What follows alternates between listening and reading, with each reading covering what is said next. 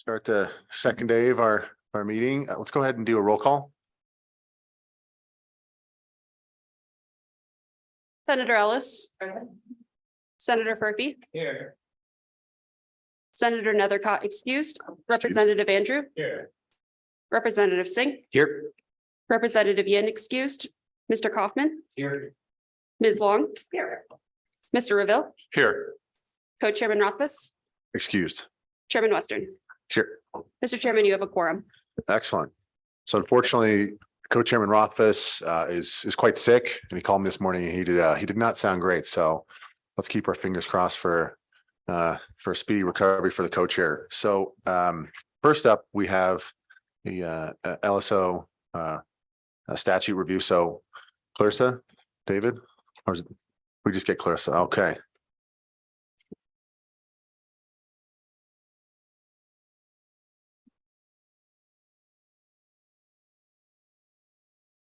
And for the new members, if you have questions, is it okay if they ask questions as you go along, or would you rather wait till the end? Absolutely, Mr. Chairman. Okay, yeah, if you have questions, just feel free to jump in. So please go ahead. Well, good morning, Mr. Chairman, members of the committee. Clarissa Nord with the Legislative Service Office. I'll provide a quick overview of the Dow comparison memo today.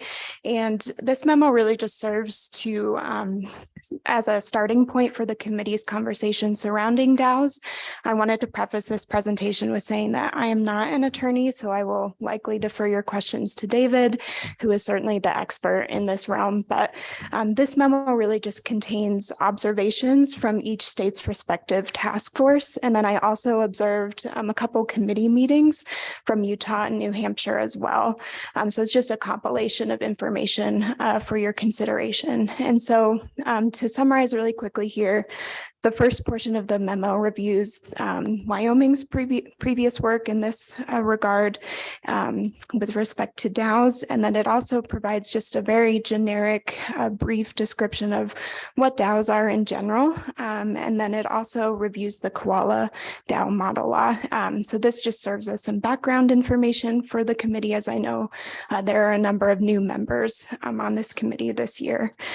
So in terms of recent efforts to recognize DAOs as legal entities, the Utah and New Hampshire legislatures considered legislation during their respective sessions this year.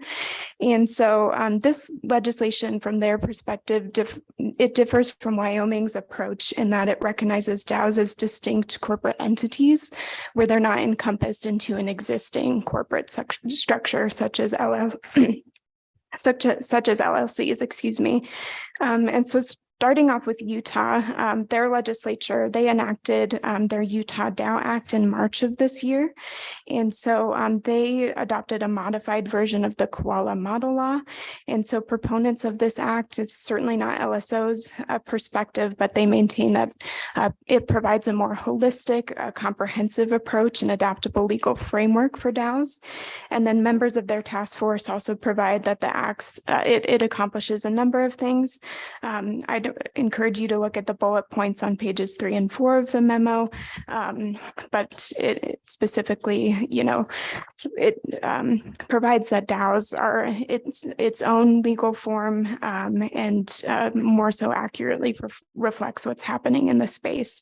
And so the Utah DAO Act has an effective date of January 1st of 2024, and members of the task force noted for the rest of this year, they plan to work with the Utah Division of Corporations to develop intake technology or a filing system that would basically serve as a gatekeeping function to facilitate application procedures.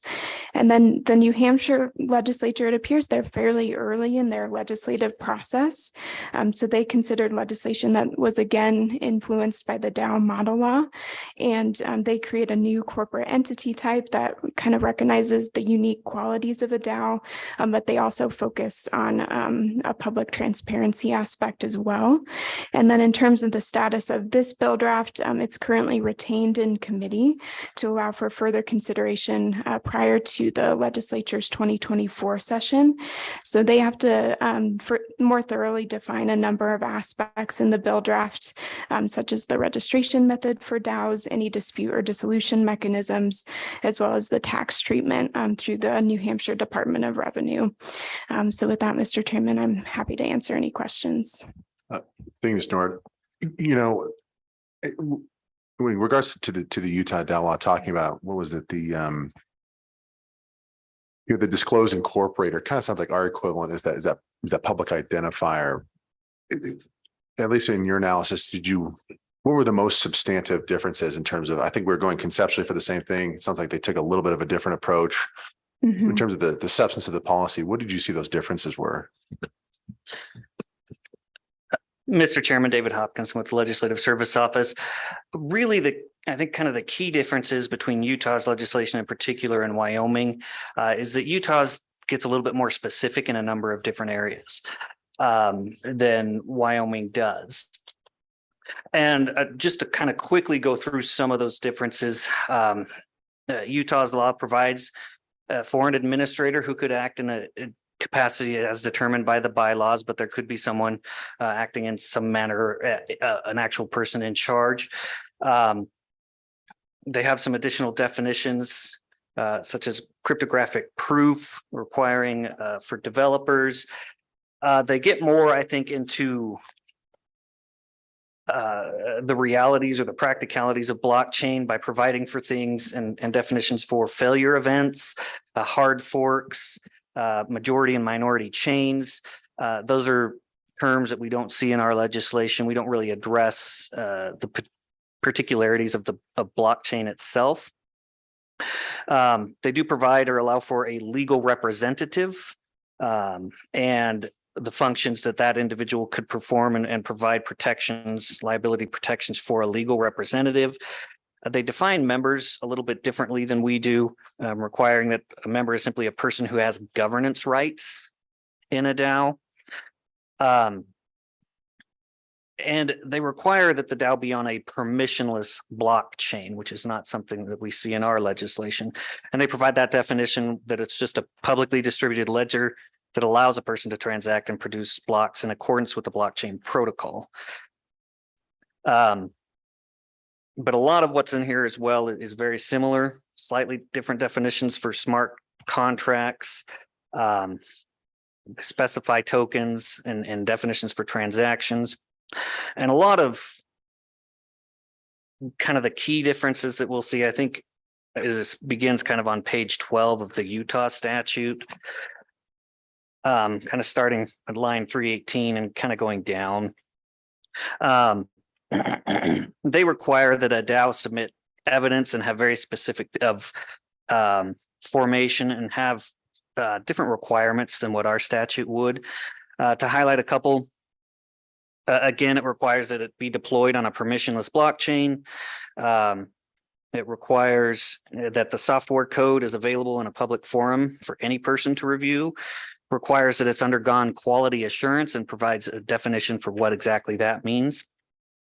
And it requires that it has a graphical user interface that would allow a person to monitor all the transactions and things of that nature. So just like I said, it kind of gets a little bit more detailed than our statute is.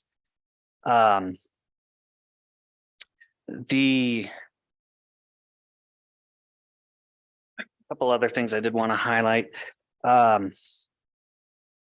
They provide a little bit more specifically for how the liability would work at the top of page 14, that a member is only liable for the on-chain contributions that the member has committed.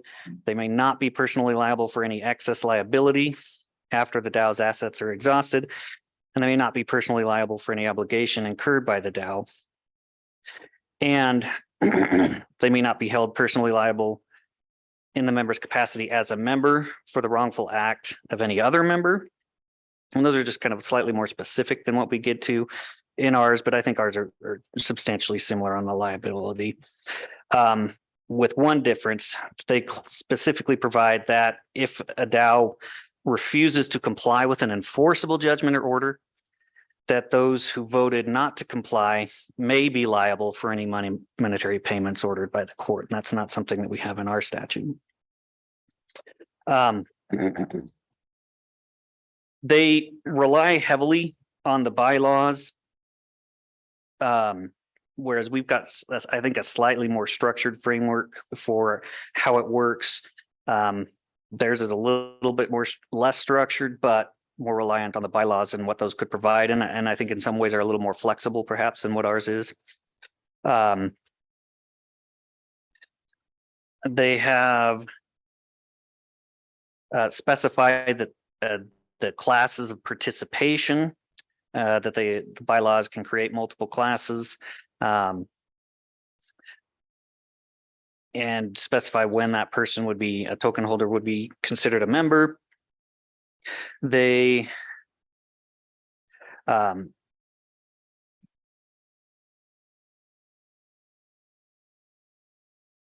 I think really that kind of covers some of what I see as the key differences between our statute and the Utah statute. And as Clarissa noted, the Utah statute, I think, does take heavily from the Koala model law that they drafted. So I think we kind of see that in action here. So maybe I went a little bit further than you thought, but I'll certainly answer any more questions. No worries, Mr. Hopkins. And I don't know if you looked this up, but how has the incorporation been going for Utah in terms of folks who've preferred the specific, very hyper-focused and specific DAO model? Where are they at in terms of incorporations? Were you able to ascertain that? Mr. Chairman, my understanding, this law doesn't come into effect until next year. Okay. And so as far as I know, that I don't know if Clarissa has a clear answer, but I'm not sure that that's really been addressed yet. Committee, any questions for Mr. Nord and Mr. Hopkinson? Senator Furphy. Thank you, Mr. Chairman. Help me understand a little more about the liability of one of the members when I'm looking on page 14 again. So if there's an enforceable judgment against the DAO, and one of the members votes not to comply with the judgment, how does that work? You're forced to comply with a judgment, aren't you? So Thank you, Mr. Chairman. Mr. Chairman, Senator Furphy, the way I would read what their statute says here, particularly the paragraph 2, that if the DAO votes not to comply with the order, if they say, you know what, we've got this judgment, we're not going to comply, everybody that voted not to comply with the order could then potentially be liable for that judgment, personally liable. So they, in a sense, would be waiving their protections, their liability protections provided by the organization. So, Okay, thank you. Thank you, Mr. Chairman. Any follow-up, Senator Furphy? Committee members, any other questions?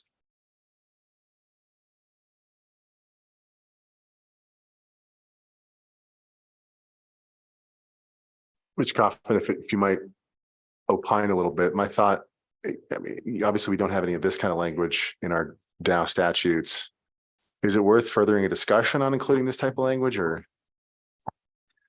Mr. Chairman, obviously I'm biased because I was part of drafting the DAO LLC Act that we have here. What I can represent though to the committee is I've spoken to a lot of lawyers across the country who have evaluated what Tennessee has done, New Hampshire, Wyoming, Utah.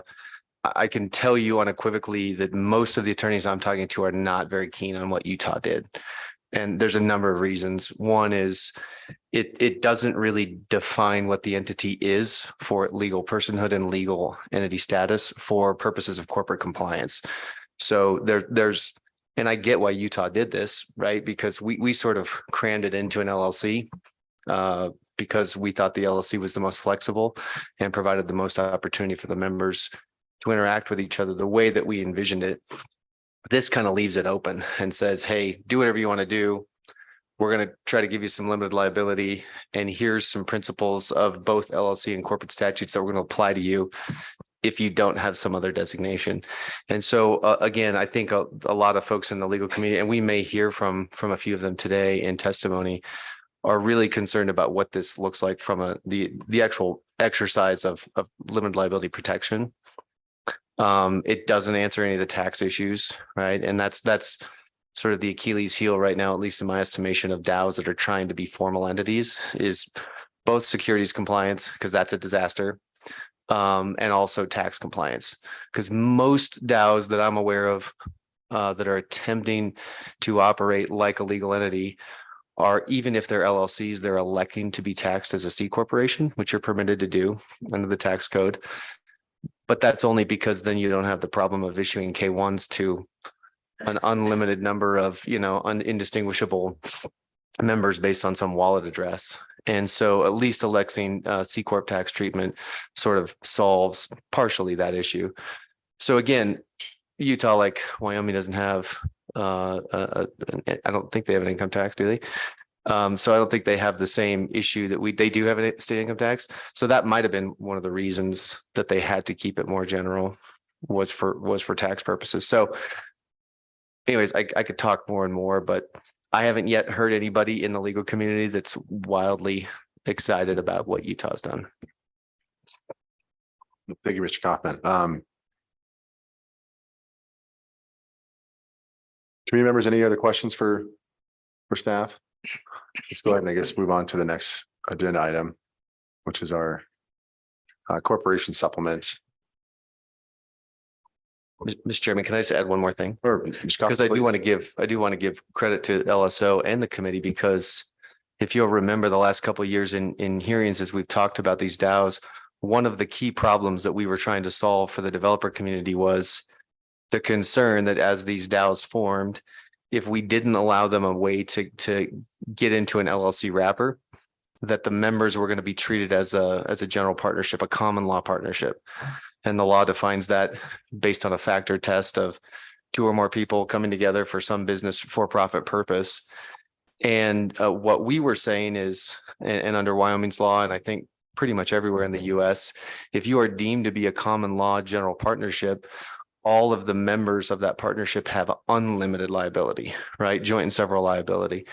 And so one of the key problems we were trying to solve is, let's allow these folks to organize as an LLC so that they don't have unlimited liability. And I know of at least 3 federal court cases this year who have in fact deemed DAOs to be common law general partnerships. So we were exactly right on that point.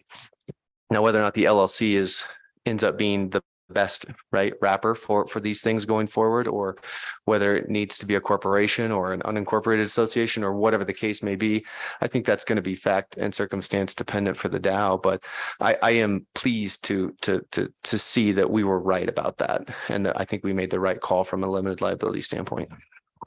Man, I'm tired of Wyoming being so right. Our next agenda item, the corporation supplement. Mr. Hopkinson, please go ahead. So, Mr. Chairman, we don't have a draft for that. And essentially that discussion kind of centered on whether or not the committee wanted to expand the types of corporations that could form as DAOs. Currently in Wyoming, it's limited to the limited liability companies consistent with that statute. And the question was, what would it take to expand potentially to allow for C Corps, S Corps, nonprofits, 501c3s, that sort of thing. I spent quite a bit of time looking at that and trying, in a sense, to do the same thing that we did with the LLC statute and just creating a supplement, for example, for the Wyoming Business Corporation Act. It didn't go as well as I'd hoped. It's kind of like cramming a square peg in a round hole. So I think if the committee desires to pursue that avenue, it would make more sense, I think, to create a separate entity, one that is not just a supplement of that Business Corporation Act. And some of the reasons for that is that Business Corporation Act has a lot of things that may not make sense, or requires a lot of things that simply may not make sense with a DAO structure, unlike the LLC, which frankly kind of slotted in quite nicely with some of the existing definitions, some of the existing mechanisms. For example, a corporation is under the Wyoming law required to have a board of directors. There are requirements in there for the issuance of stock, things of that nature, which calls into question how or what function would the board of directors serve within a DAO?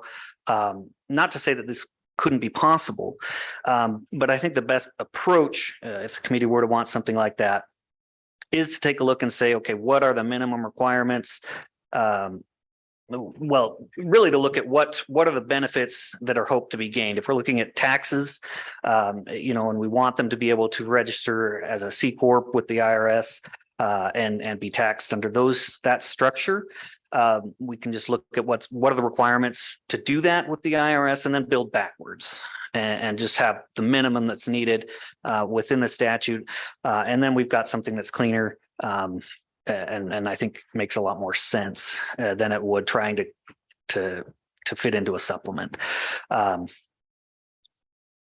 So however the committee wishes to proceed on that, whether or not they'd like a bill draft on C Corps, S Corps, 501c3s, I'd have some questions on the specifics of what the committee may want, but that's certainly a discussion to be had. And that's kind of what this topic, I think, was getting at.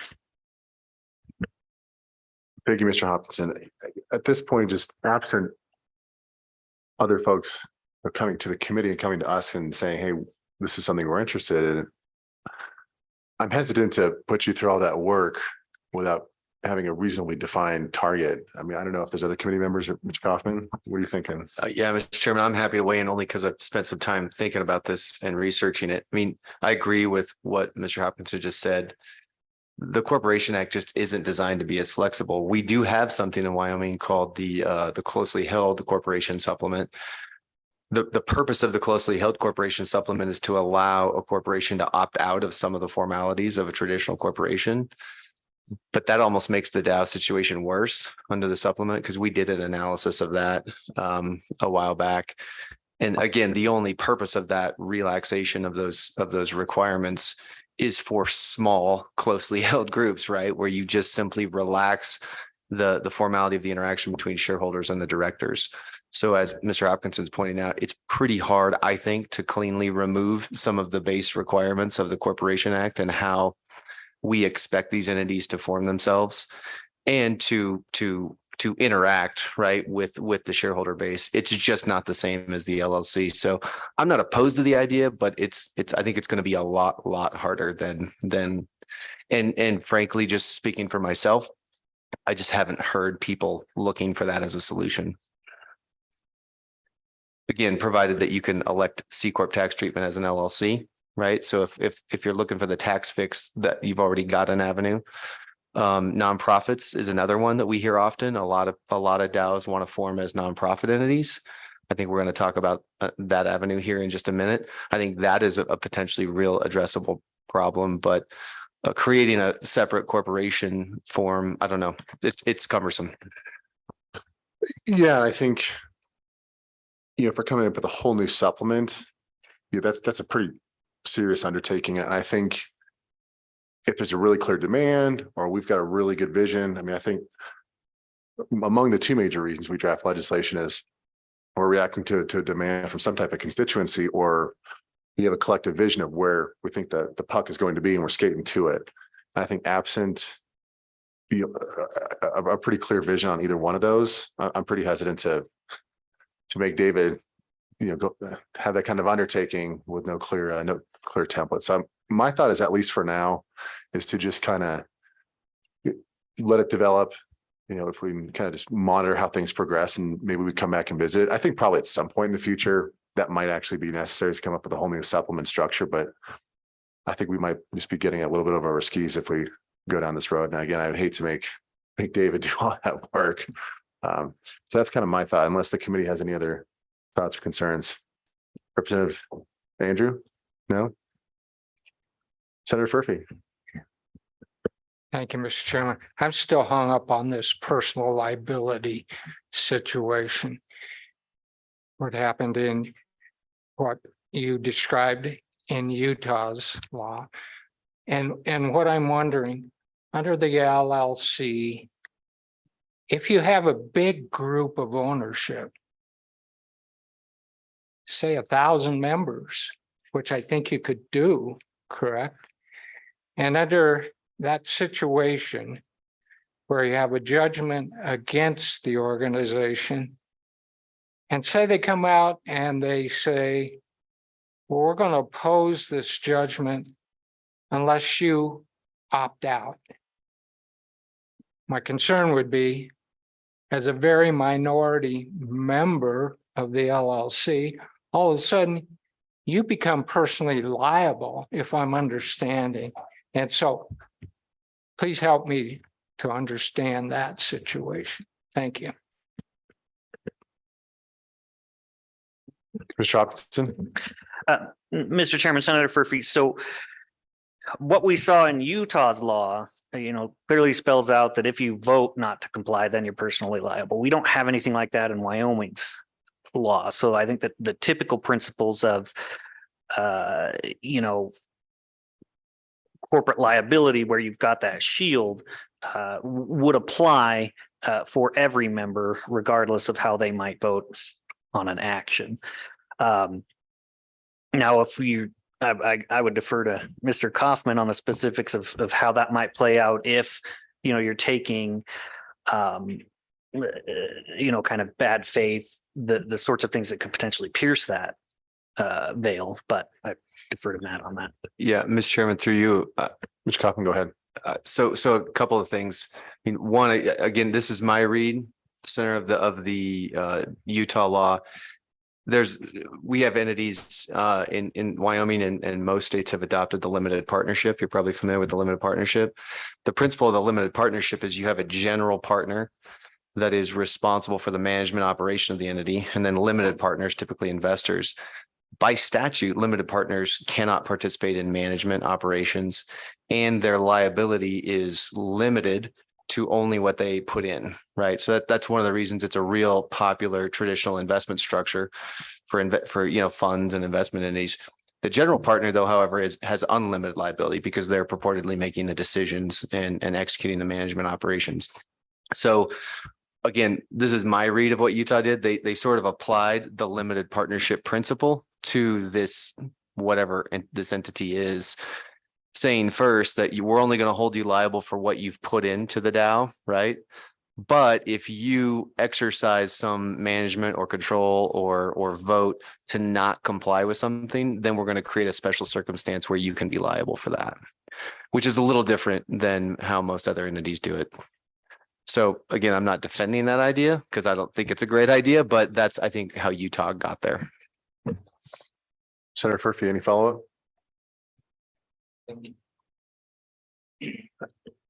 Yeah, again, I just kind of come back to the whole thought of it does need to happen at some point, having that kind of supplement carve out. But I think right now, lacking any clear vision or demand that we're reacting to, I think now is probably just not the time. Maybe we can revisit it the interim next year. Committee, any other comments or questions? Doesn't look like it. All right, so the next item on our agenda is unincorporated associations. I think this was something that, there's been some demand out there for this possibility. Again, some of these protocols, some of these DAOs, as Matt was saying, they've expressed some interest in having that nonprofit component. And so I think, Matt, I'm going to turn it over to you to maybe speak a little bit more on it. Thank you, Mr. Chairman. So I don't want to say too much. I defer to some folks that I know are here to testify about this, Mr. Chairman, but just to kind of tee this up for the committee, again, sort of parlaying on what our conversation just was with respect to the problem that we were originally trying to solve in Wyoming with the DAO LLC and protecting against the classification of entities of these gatherings of people as a common law general partnership.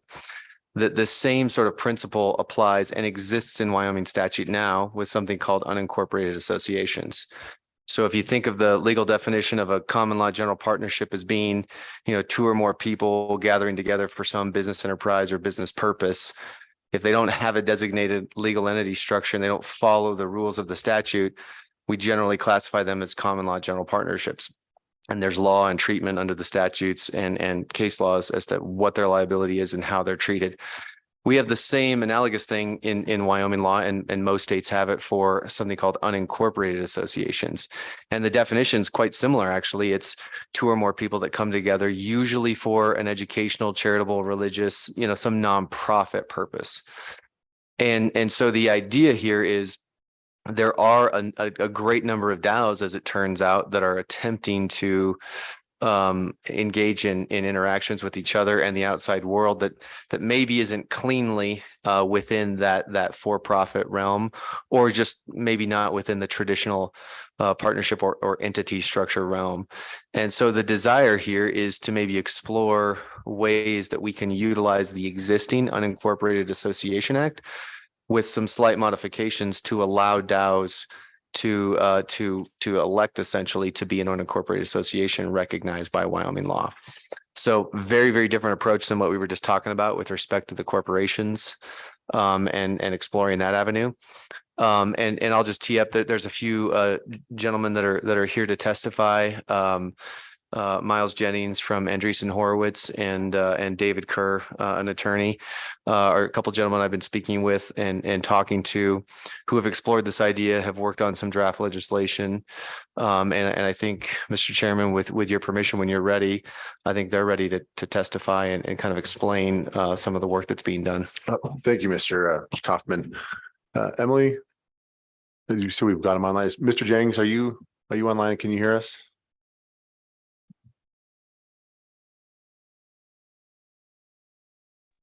Yes, I can. Can you guys hear me now? Yep, we can hear you crystal clear. Great. Go for it. Thank you so much for having us. I heard Matt's introduction there. And I think real quick, just for kind of committee protocol, just state your name and who you're with, if you wouldn't mind, please. Sure. My name is Miles Jennings. I'm general counsel of A16Z's crypto funds. It is a venture capital firm with over $35 billion under management. And within the crypto sector, we have about $8 billion under management, which makes us, I think, one of the biggest venture capital firms in the space. In that role, I mostly interface with our portfolio companies who tend to be startups that are building various protocols within Web3. And I help them kind of navigate a lot of the regulatory uncertainty in the space and try and generally keep them on the right side of the law. I started getting interested in DAOs about 2.5 years ago, when and my colleague here, David Kerr, will be speaking later. He and I started writing about basically the kind of the legal entity challenges associated with DAOs. And in that kind of effort, right, we've become very familiar with kind of all of the challenges, and we've helped a lot of companies kind of navigate the various challenges. And I think that one of the real kind of missing piece out there right now with respect to certain types of DAOs are the unincorporated association. So if you think about in the context of what Wyoming already has, which is a great LLC bill, there are fundamentally kind of two problems with it when it comes to protocol DAOs. So protocol DAOs are DAOs that are formed around kind of autonomous software that's been deployed to a blockchain. So if you think about, in Web 1, if you think about like email, right, that would be a protocol that, is been around for, over 30 years, has been built on by, millions of businesses. In Web 3, right, we are investing in a lot of companies that are building out, similar protocols, but that will add a lot more functionality to the internet. So rather than just having email as kind of baseline, functionality, we'll now have borrowing and lending, exchanging assets. And then that will, DeFi has kind of been the focus so far, but that is going to, extend into, much more robust protocols like social media and like rideshare applications, things like that, which, really will form the basis of a very robust internet that, will act as infrastructure for people to build on top of. Now, the problem with the LLC statute or LLC statutes generally for these types of DAOs is a couple-fold. One, because LLCs have to be registered with the Secretary of State, they are subject to the Corporate Transparency Act. And with respect to these, protocol DAOs, that is a very difficult thing to comply with, given that, you are required to kind of know if anyone, achieves a certain ownership threshold. But some of these DAOs, have over 300,000 members. And if Web3 really does take off, we expect those, those numbers to be in the millions all around the world. And so, trying to actually, figure out all of the names and identities of individuals is just, somewhat impossible. The second issue is that we're a little bit concerned given the approach that the SEC is taking with respect to, the blockchain technology sector, that, use of an LLC could increase the risk that the SEC, determines that the tokens that form the membership of the DAO could be deemed to be, securities, just because historically, the equity interests in LLCs have been regulated as securities in many instances. So as a result of that, we do think that an unincorporated association statute would be, would have a lot of benefits. It solves both of those problems, given that unincorporated associations are not subject to the CTA, and their interests have not historically been treated as securities. And so what, the way that David and I kind of map this out, right, is really, we're not, there's been a bit of a shift, right, in kind of what we think that the need is for DAOs within the space, which is that rather than building, massive organizations of people that are sitting within these DAOs that are building new technology, we really need a thin kind of legal wrapper that wraps the autonomous software that is functioning on the internet. So this would be like a legal wrapper for email, but a legal wrapper for all of these Web3 protocols. Now, the reason you don't need the legal wrapper for email, right, is because email has no ability to collect fees, and it has no, it has no stakeholders. And as a result of that, there's no decisions that it makes, there's no capital it deploys. Email is just kind of out there functioning autonomously. But Web3 protocols obviously do have those things, and as a result of that, we do think that a slight layer of legal protection would be necessary for all the reasons that you guys assessed the Wyoming bill, your previous LLC bill, which is that, you want limited liability, you want the ability to pay taxes, you want the ability to have some touch point to bring these organizations into regulatory compliance. And we think that can be accomplished with the unincorporated association. Thank you very much, Mr. Jennings. Committee members, any questions? Mr. Jennings, I did have a question. So make sure I'm hearing you correctly. Yep. Two major issues, because these LLCs are subject to this regulation by the Secretary of State and the transparency regs that they have to enforce. It creates a problem because some of these DAOs have thousands, tens of thousands, six-figure number of members. Certainly my concern would be transparency is good, right? And governance. This is what we all generally believe. So what can we do to meet this concern? Because I agree that can be just a headache that's beyond measure to resolve this issue, but also stay fidel, kind of stay loyal to our emphasis on transparency in some of these issues. Sure. Well, I think there's two things, right? First, I do think that there is a level of transparency that can be acquired through, if there is, for instance, if one of these organizations was to break the law, there's always avenues for enforcement to go after and kind of collect the identities of the individuals that were, let's say, voting in favor of the kind of proposal to break the law. And, unincorporated associations are similarly subject to, piercing of the corporate veil, like, corporations are. And as a result of that, it is not I think it is not a shield to kind of basically engage in anonymous anti-legal activity. That is not something that we think would be beneficial, and is something that we want to avoid. And so I think that, this kind of entity statute and what we would propose how to modify the unincorporated association statute would be to provide for an administrator role, right, which would give you a real world touch point for the DAO, some responsibility. And while the members would remain anonymous, right, ultimately, the person that is responsible for the actions of the DAO is the legal entity in the unincorporated association. And you would only need to go after kind of the members of that association if there was grounds for piercing of that veil. Thank you, Mr. Jennings. So it sounds like part of the answer is they're subject to the normal civil proceedings, all that kind of stuff. discovery, but also you said, if I hear this correctly, having an administrator of this DAO. Did I hear that correctly?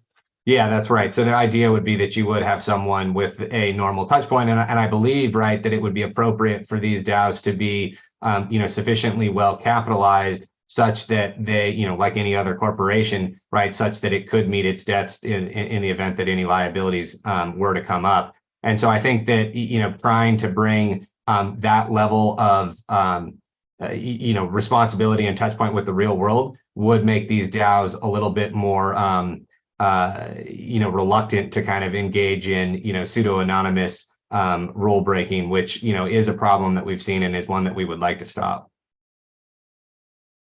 I would make Excellent. one pretty significant addition too, and that's the information. Mr. Kerr, real quick, if you would mind just introducing yourself. Oh, sure. I'm sorry about that. Yes, I'm David Kerr. I'm Miles's writing partner in relation to the UNA and legal entity work that we've done together. I have my own advisory practice called Cowrie, and I'm the head of research for the DAO Research Collective in the space. Excellent. Please proceed. Yes, apologies for that. The one other really important factor, and Matt kind of addressed this when he was talking about the C Corps, and David had kind of touched on this point with some information reporting. All of this is connected. Like when we're talking about Utah, this is all connected. And so there's also a lot of information reporting if there's transfers of money above a certain amount of value. So these organizations are designed to be compliant with their tax reporting obligations. And so that would be known members, known disclosures, 1099s being issued. And so there's not anonymity to the money, and there's not anonymity to the taxes because the C Corps are paying taxes.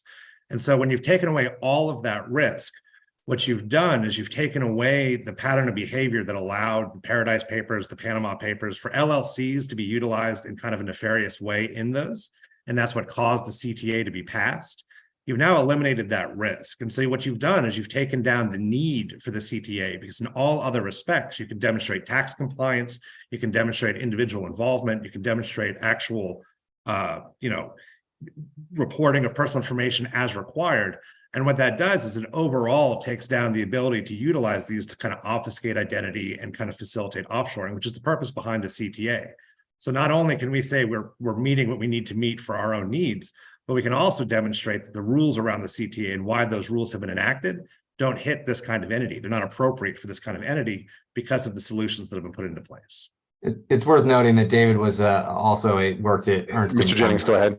Sorry, David worked at Ernst & Young for 8 years, and so has been the driving force behind kind of the tax analysis behind all of this. And that was one thing I neglected to say was that we would expect these unincorporated associations to file tax, to be taxed as corporations. And as a result of that, they would not, there would not be passed through kind of income to the individual token holders, which thereby also kind of allows for tax compliance without knowing the identities of all of the individuals within the DAO. Committee members, any questions? Representative Andrew, please go ahead. Thank you, Mr. Chairman. I have a question for Mr. Jennings. I'm hoping you could clear up a little confusion I have here, because you mentioned needing this because you need a legal structure and you need legal protection. My understanding of an unassociated, the unincorporated association is that it is not actually a legal entity, and that's why it's unincorporated. And so what legal protections exactly are you seeking to achieve through this that the LLC model would not already provide? Yeah, it's not a. Sorry, Mr. James, real quick, and my apologies for not explaining this earlier. Just for committee rules and hearings, we always go through the chair. So I apologize for not explaining that earlier, but please go ahead. Thank you.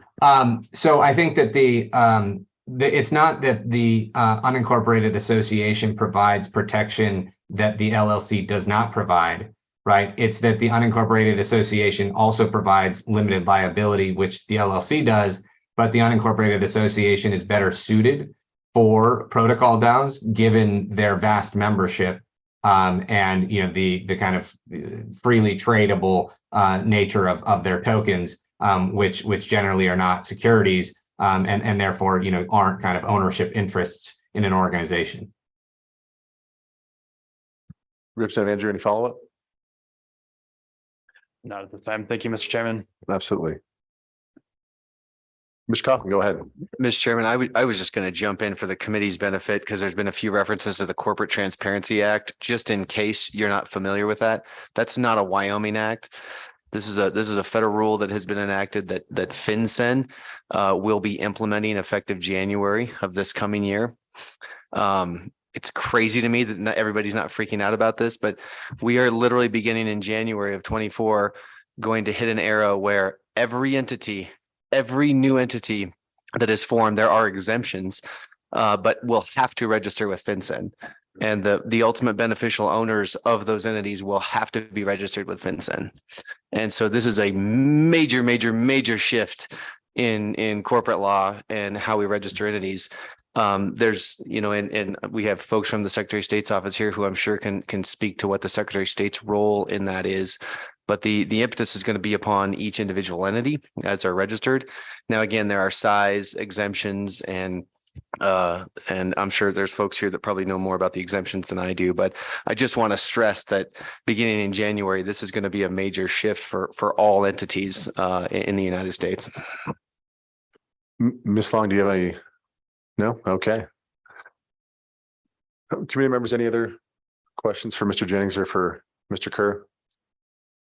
One additional question I did have is, if you look at our Uniform Unincorporated Nonprofit Association Act, I think it's got 16, 17 chapters or whatever it is. So it's pretty voluminous. What specific amendments are ones you think that would help attract or recruit some of these protocol DAOs to Wyoming? Please go ahead.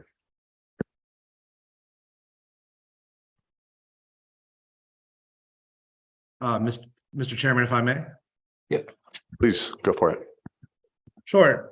There's two specific amendments that we would make in relation to the existing Uniform Act. And I'll take one quick step back to mention that LLCs are unincorporated associations. Prior to Wyoming passing the original LLC laws into effect, unincorporated business associations was a very common turn of phrase in the 1970s. It was general partnership, limited partnerships, and some trusts. But the evolution of both the statutory law in the United States and then also case law started putting more and more protections into place for unincorporated associations. And so the LLC is a hybrid of incorporated protections and treatment like a partnership. And so along that veil, the unincorporated nonprofit associations, those that did not make direct distributions of profits and income to its members, began to pick up a number of protections across numerous jurisdictions. And Wyoming was actually the first to approve 1993, the Uniform Act around unincorporated nonprofit associations. And so that's where some of the liability protections come from. And that's where the existing law in Wyoming comes from, is this Uniform Act, where associations were given liability protections directly in relation to contracts and tort matters, and then also for enforcement actions and judgments for members. And so it's kind of a continuation of this idea of a hybrid protection concept. And so one of the areas where Wyoming struggled, Texas struggled, West Virginia, the original adopters of the unincorporated of the Uniform Act for unincorporated nonprofit associations struggled, was that such a wide chasm of activities that could fit within it, that coming up with a set of internal governance rules that would be helpful was a very pressing exercise. Colorado probably took the best run at it, but ended up agreeing with Wyoming and Texas and West Virginia that it really wasn't feasible at that time. So there was a Revise Act passed about 15 years later in some jurisdictions where they went further into the governance proposals and made or into the internal rules of governance and made more of an effort to make it a broader statute.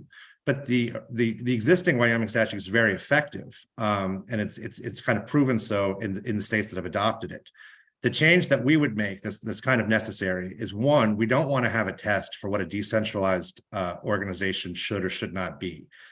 We would rather have a set number of members. And we prefer 500 in the jurisdictions that we've been working with in passing this. They've lowered it to 100.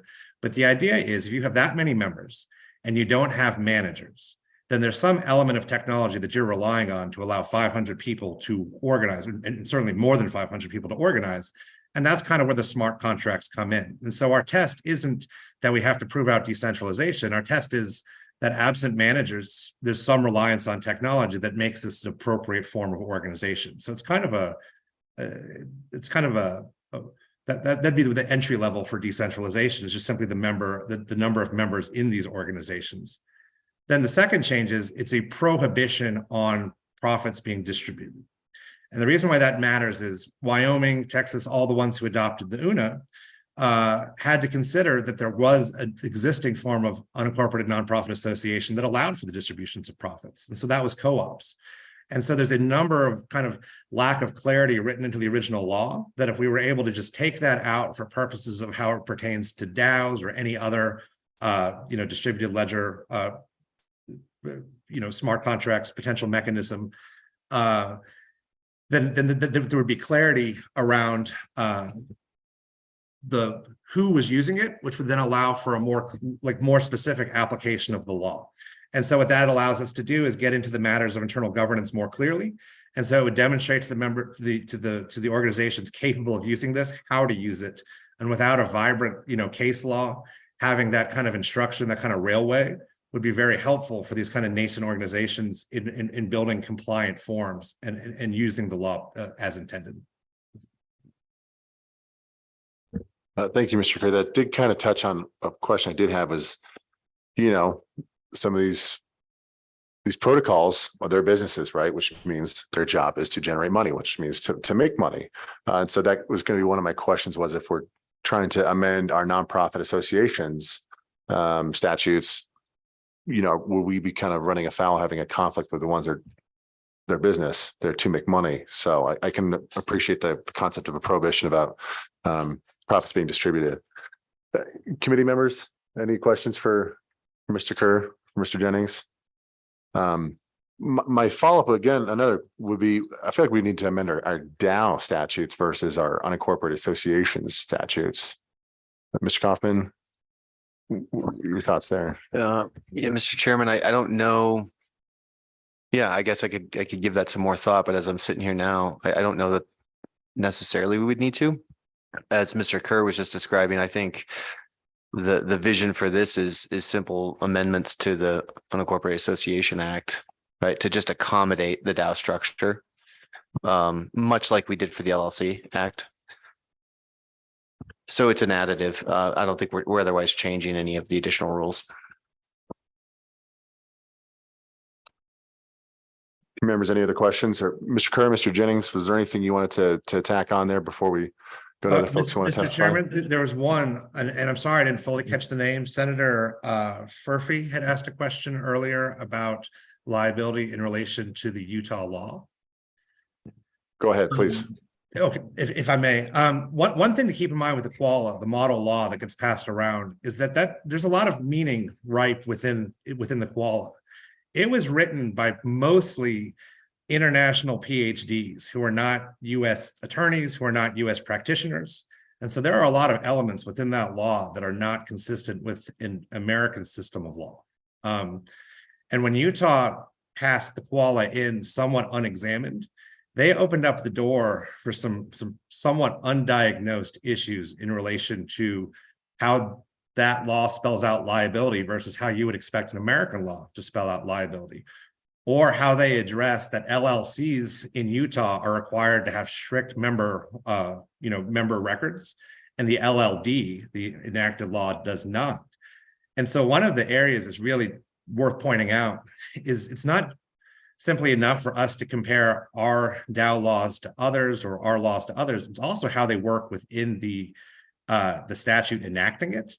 And I would think the citizens of Utah would have a fairly strong grievance with the rights and protections that were kind of placed into the Utah law without having it considered how it would impact the citizens of Utah and how it would be helpful. And so I think that's just one area really worth pointing out, is that a lot of what kind of makes the Utah law read as somewhat strange or have somewhat out of step concepts with, how we tend to think about matters like liability, is that what we're looking at is elements of German common law. We're looking at the English system. We're looking at a lot of differences that are just not US legislation intended. And so I think that's something worth examining for potentially why the Utah and the Koala are not necessarily good starting points. And I would go so far to say as New Hampshire recognized that when they reviewed the Koala, and that's why they've turned to a technological study to see if maybe there's a better path towards cleaner audit methodologies than reliance on kind of a forum. Thank you, Mr. Kerr. What I heard was, again, Wyoming did it right. Well, Mr. Jennings, was there anything else you wanted to add to that? No, I think that that's exactly right. I think that, the general construct that David and I have really been focused on is trying to make minimum modifications to existing statutes, not trying to create special loopholes or provide special treatment to these DAOs. We think you guys did a great job with the LLC statute. As Mr. Kaufman just said, we kind of want to make the same type of adjustments to the existing unincorporated association statute.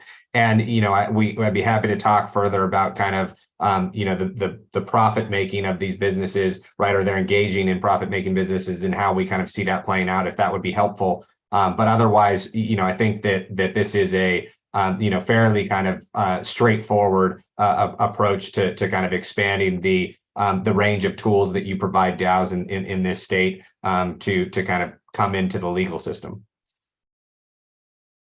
Thank you, Mr. Jennings. Well, I want to actually follow up. I did have, and kind of more just the big picture stuff. So some of these internet protocols, this type of stuff doesn't exist elsewhere.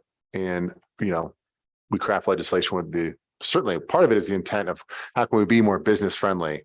Are these folks interested in coming to Wyoming? Or could you maybe go a little bit more deeper into that?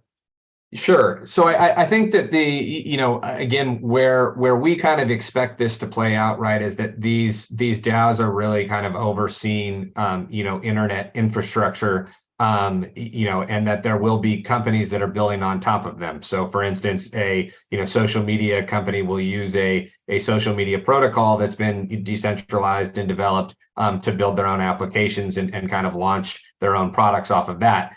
And as a result of that, we don't expect these DAOs to, have a material number of employees or anything like that, right? But that being said, right, I think that there are two substantial benefits that come with this type of law. One, David and I have worked with several states thus far, and we think that Wyoming has basically the best pathway to creating the most meaningful legislation in this respect, in that it is actually tailored, properly for DAOs. We're also working with Texas. Texas has some state tax assessments that make it, somewhat unfavorable as compared to Wyoming. But the most importantly, right, I think that ultimately by bringing these DAOs into, legal existence, right, they will have an ability to pay taxes that will be apportioned. And so that will result in revenue for the state of Wyoming. And then finally, I would say that I think that, obviously everyone is very cognizant of the uncertain kind of, nature of this industry and its placement within the existing U.S. regulatory landscape. And, I think that there is going to be a lot of litigation over the coming years around kind of how these technology works, how these DAOs are going to work. And I think that, one of the key roles that Wyoming can play in that discussion is by being the place where all of those matters are adjudicated. And as a result of that, this would give Wyoming a place to, seriously kind of influence where this technology sector heads. And I think that will kind of result in untold benefits as it is done for Delaware. Thank you, Mr. Jennings. I think real quick, how many folks do we have online that want to testify on this? Is there two? Okay. It's Mr. Maher and Ms. Gee. Okay, let's go ahead and bring in Mr. Maher. Brendan, are you there?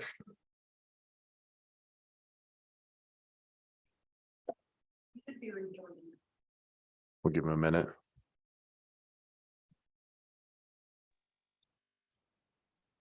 Hello, can you, everyone hear me? Can you see me? We can hear you. Go ahead, please. Again, please introduce Great. yourself. Yes, thank you, Representative and Co-Chair Westford. My name is Brendan Marr. I am an MIT Media Laboratory alumnus. I'm 98. I'm on the working group for digital identity, decentralized autonomous organizations, the data privacy workings, and the registered digital asset law, which just passed. I had a helping hand in. I think it would be very useful for me to give a little bit of context and history, micro history here, and paint a path forward for the committee. And that history would be there's a little bit of an untold story here between what Wyoming has done with the Wyoming RAP DAO and Koala, the Koala Utah. Sorry, here. Let me just keep my train of thought.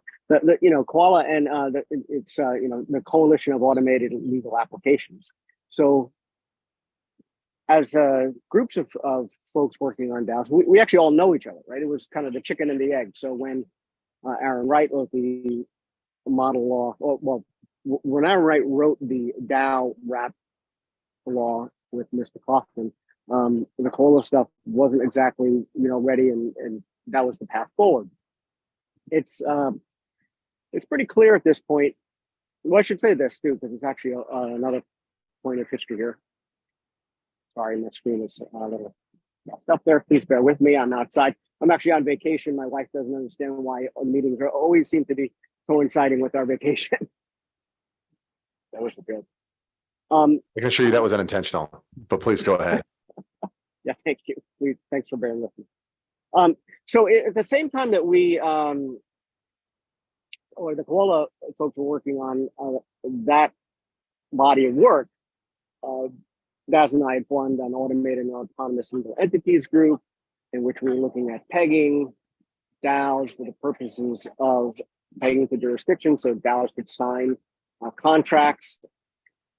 And our groups, certainly knew the work that they were doing, and the automated and legal autonomous entities group kind of gave rise to some of the principles that went into the Digital Identity Act.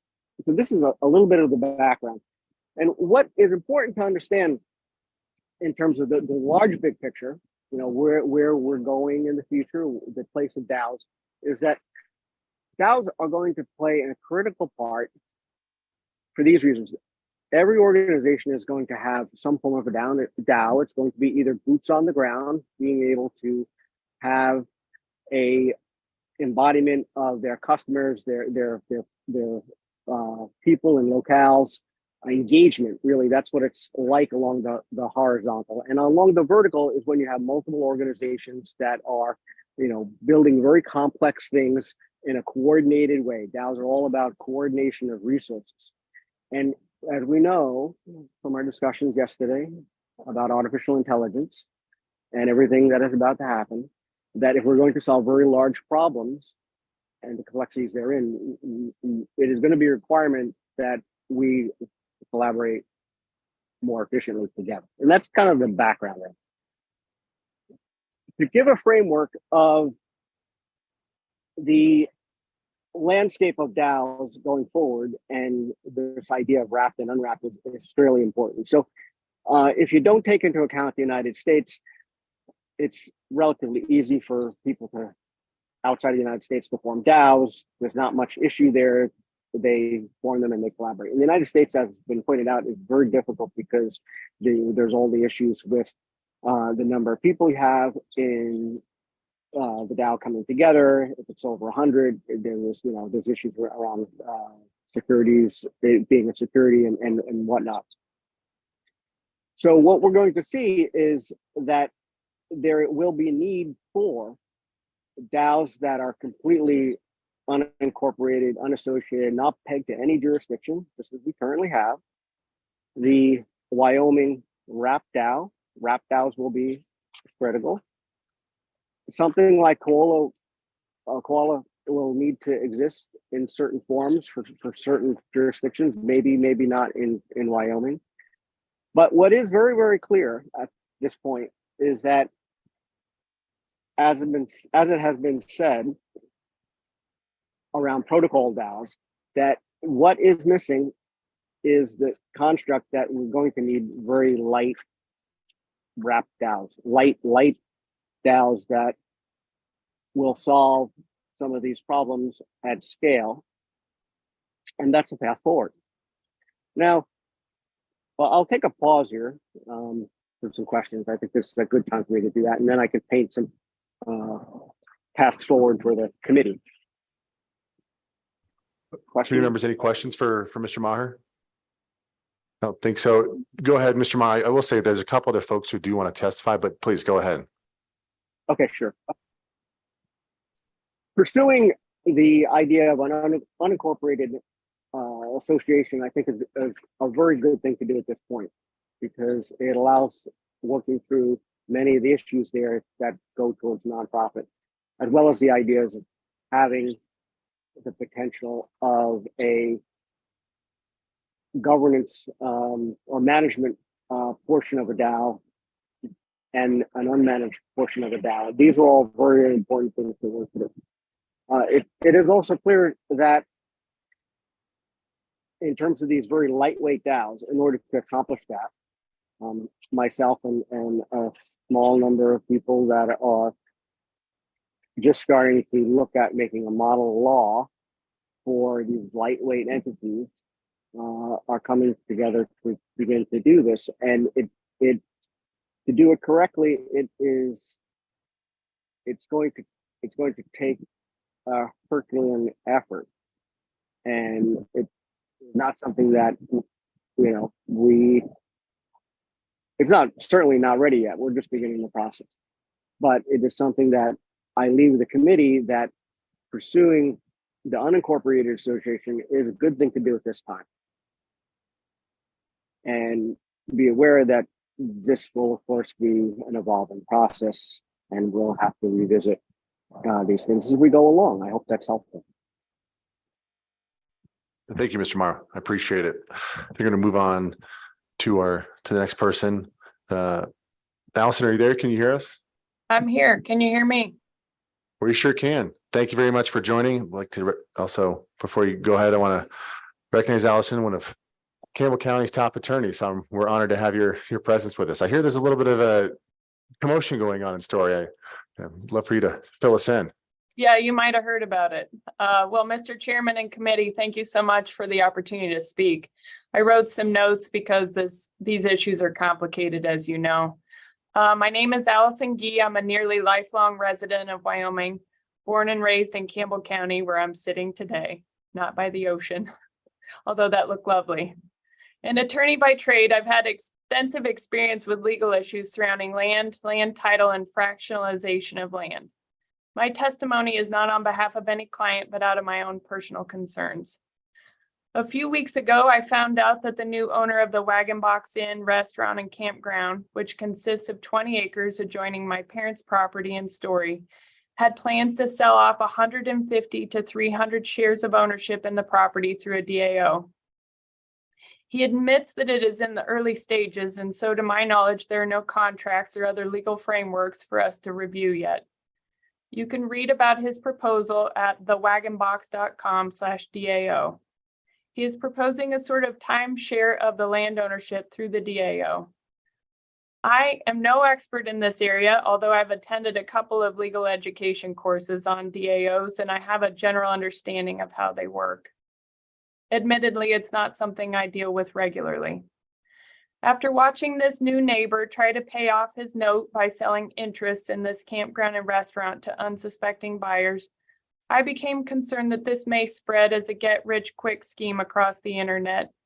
I then began to wonder whether this was good for Wyoming and its people to allow the fractionalization of land through DAOs.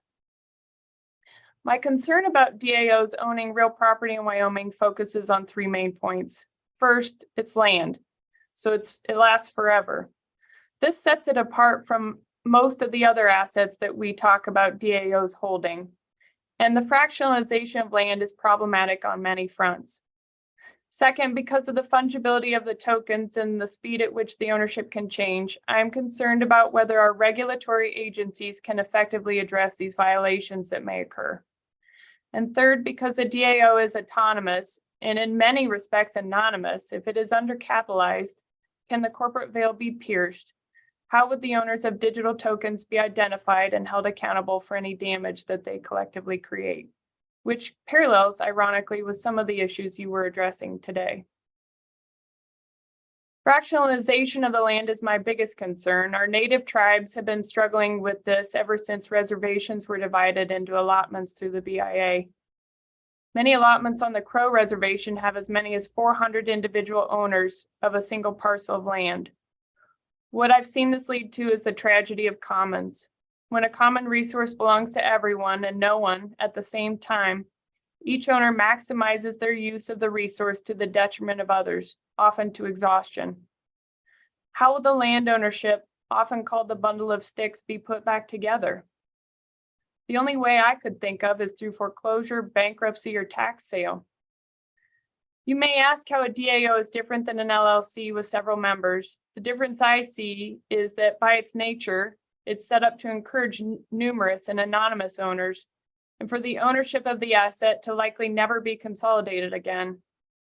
In an LLC, the owners know who their members are in most cases, and most operating agreements give those owners an ability to buy each other out if the other is selling, which is a form of consolidating. I don't see that structure in most cases with the DAOs I've seen. Many I've spoken to about this topic tell me that owners should be free to do what they want with their property. And I believe in freedom. But as you know, with freedom comes responsibility. This is why we have laws and regulations. DAOs are a creation of the legislature. There is not a God-given right to own land in a DAO. When the legislature creates, it should also effectively regulate for the good of Wyoming citizens for generations to come. I know you're about out of time, Mr. Chairman. I have concerns about accountability, undercapitalization, ability to pierce corporate veils, how a regulatory agency can keep up with the ownership in these structures. You know, specifically as to the Wagon Box property, I'm concerned with water quality issues.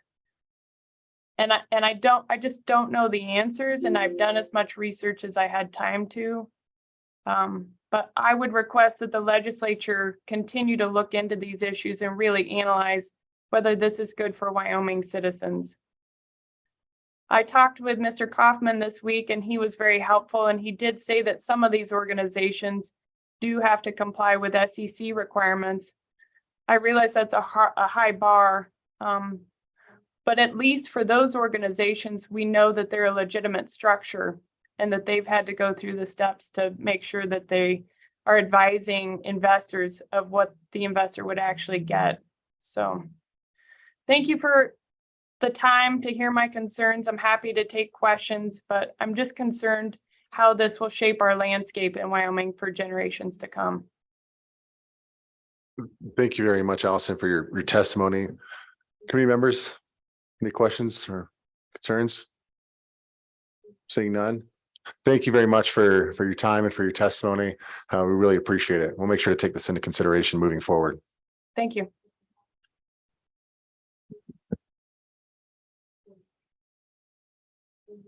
Okay, next up on the agenda, I think we've got, I guess real quick, was there anybody else online in Zoom world, anybody in person? Yeah, please do.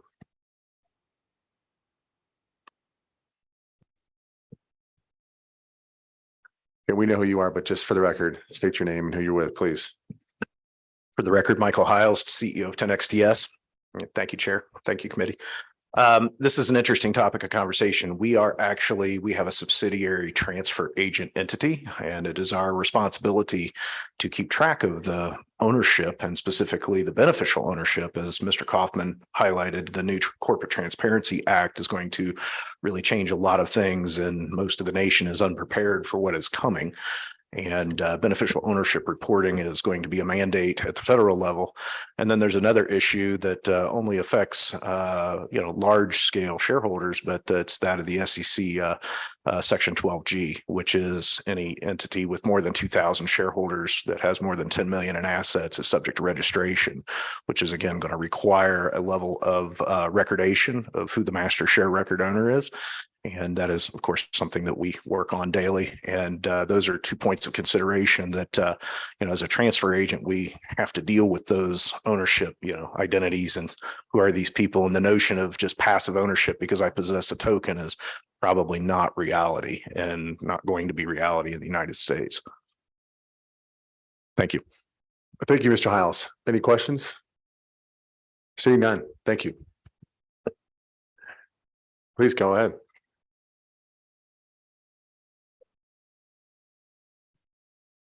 Thank you, Chairman. My name's Scott Mueller, for the record, one of the organizers of the American Crypto Fed DAO. And we had submitted some written testimony. Joe, I think, is going to talk a little bit to that. What I'd like to talk to, though, is actually leading off. Today, we heard a lot of discussion about clarity of structure. Okay, and how other states are looking to clarify the structure of DAOs, whether it's a C Corp structure, an LLC structure, an unincorporated structure, what's the best structure? What we found that we need in this process of trying to seek registration with the SEC is we need clarity, and all DAOs need clarity on the token issuance. What makes a DAO's token a security or not? So that is really key, and we are seeking to get that clarity from the state, because without having that clarity, it makes it very, very difficult for the DAO to issue tokens, because you don't know how those tokens are going to be respected in the market. And to give you a sense of how this is really just unclear. In recent congressional testimony, Chairman Gensler of the SEC was commenting before the House, I believe the Financial Services Committee. And Chairman McHenry asked Chair Gensler, is Ethereum a security? And the chair's response back, Chairman Gensler's response back was, well, there's thousands of tokens and each are unique. And Chairman Henry said, no, I'm talking about Ethereum, the number 2 token in the market based on market cap. Is that a security? And Chairman Gensler did not answer the question. Okay. When you don't have clarity on that level, how do you move forward? Okay, and that's the issue that we have today is what makes a DAO token a security and what makes it not. One other point to make, and then I'd like to hand it off to Joe. Let's talk a moment about Bitcoin, because we're all familiar with Bitcoin. Bitcoin has what are the profits of the Bitcoin network? We talked about, I heard Mr. Jennings talking about profit making. Okay, so what is the profit making of Bitcoin as a network? Miners make profit. Okay, miners have expenses, they make profit, they have shareholder equity, but the network has no assets, has no liabilities. Okay, the miners run all the technology of the network. Okay, but the network generates the tokens, which then serve as the profits for others. Okay, so, and Bitcoin is not recognized as a security. But even at that, I have not heard clarity from the SEC on why it's not a security. I just know it's not.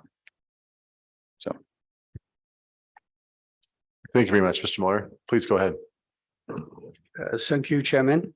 I'm one of the organizers of American Crypto Fed DAO. My name is Xiaomeng Zhou. So thank you for that SLO staff about this great memorandum. today comparison of Utah and then New Hampshire. So I'm using the last, the first page, the last sentence of this memorandum. So this is, it said, with respect to governance, blockchain-based DAO typically rely on smart contract, which are self-executing programs that automate action required in a contract when specified conditions are met.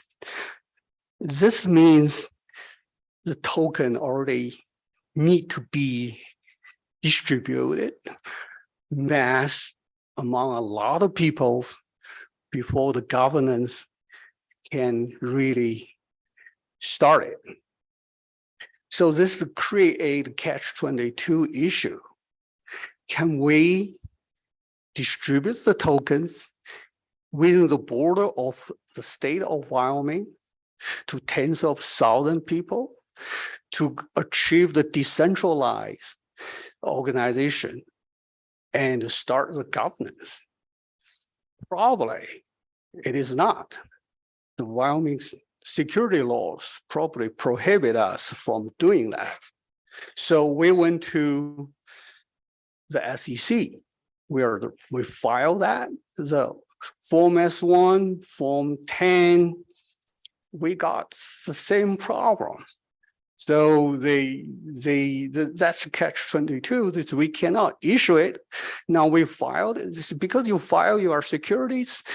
So we really need the clarity in how to filing with the SOS office, Secretary of State office here, make sure we really comply. We rely on the federal covered securities, try to solve that problem, avoid all those problems. But obviously, the federal government does not allow us to do that. SEC will have a ruling in May 18. So about our stop order, they stop us and stop what? We haven't issued anything. So this is really catch-22 issues for any DAO to really start a governance we need to solve.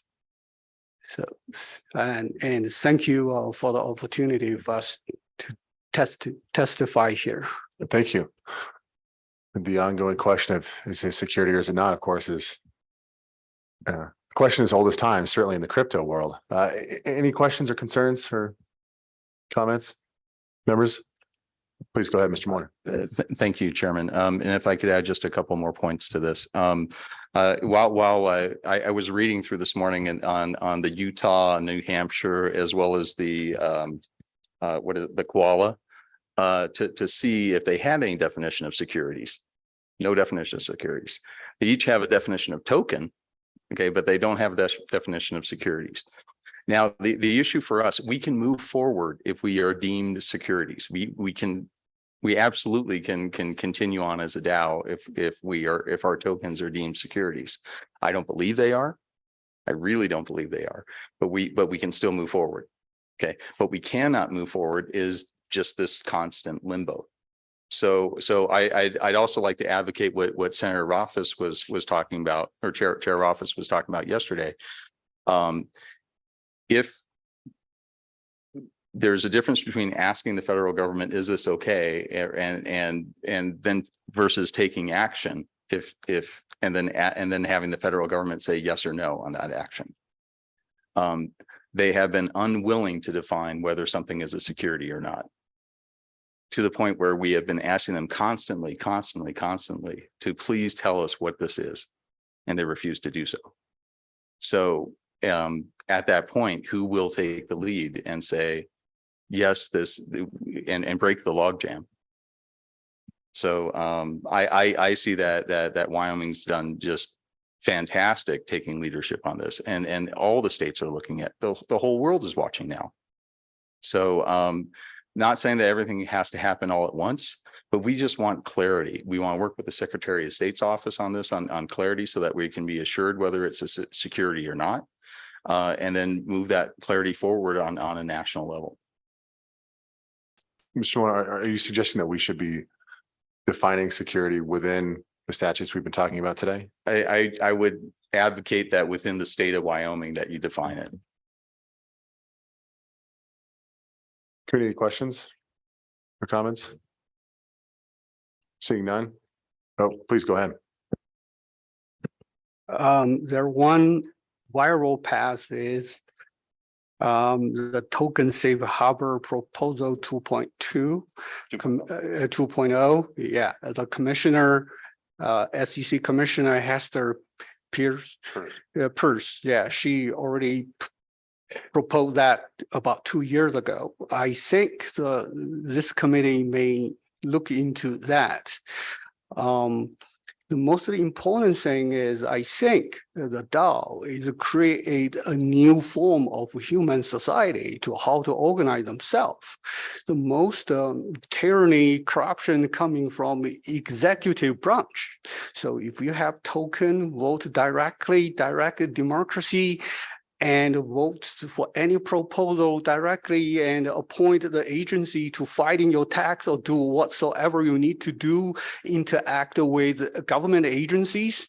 We create a completely new organizations for direct democracy without corruption.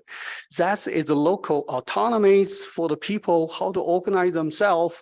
It's a new revolution. I hope this committee will consider this DAO as a new frontier. Thank you. We appreciate your enthusiasm. Thank you very much for your testimony.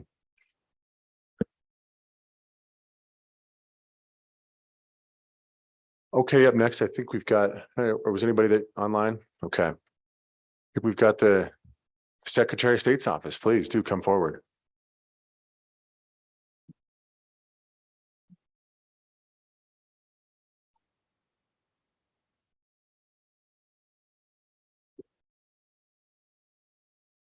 Secretary Gray, good to see you. Yeah, good seeing you.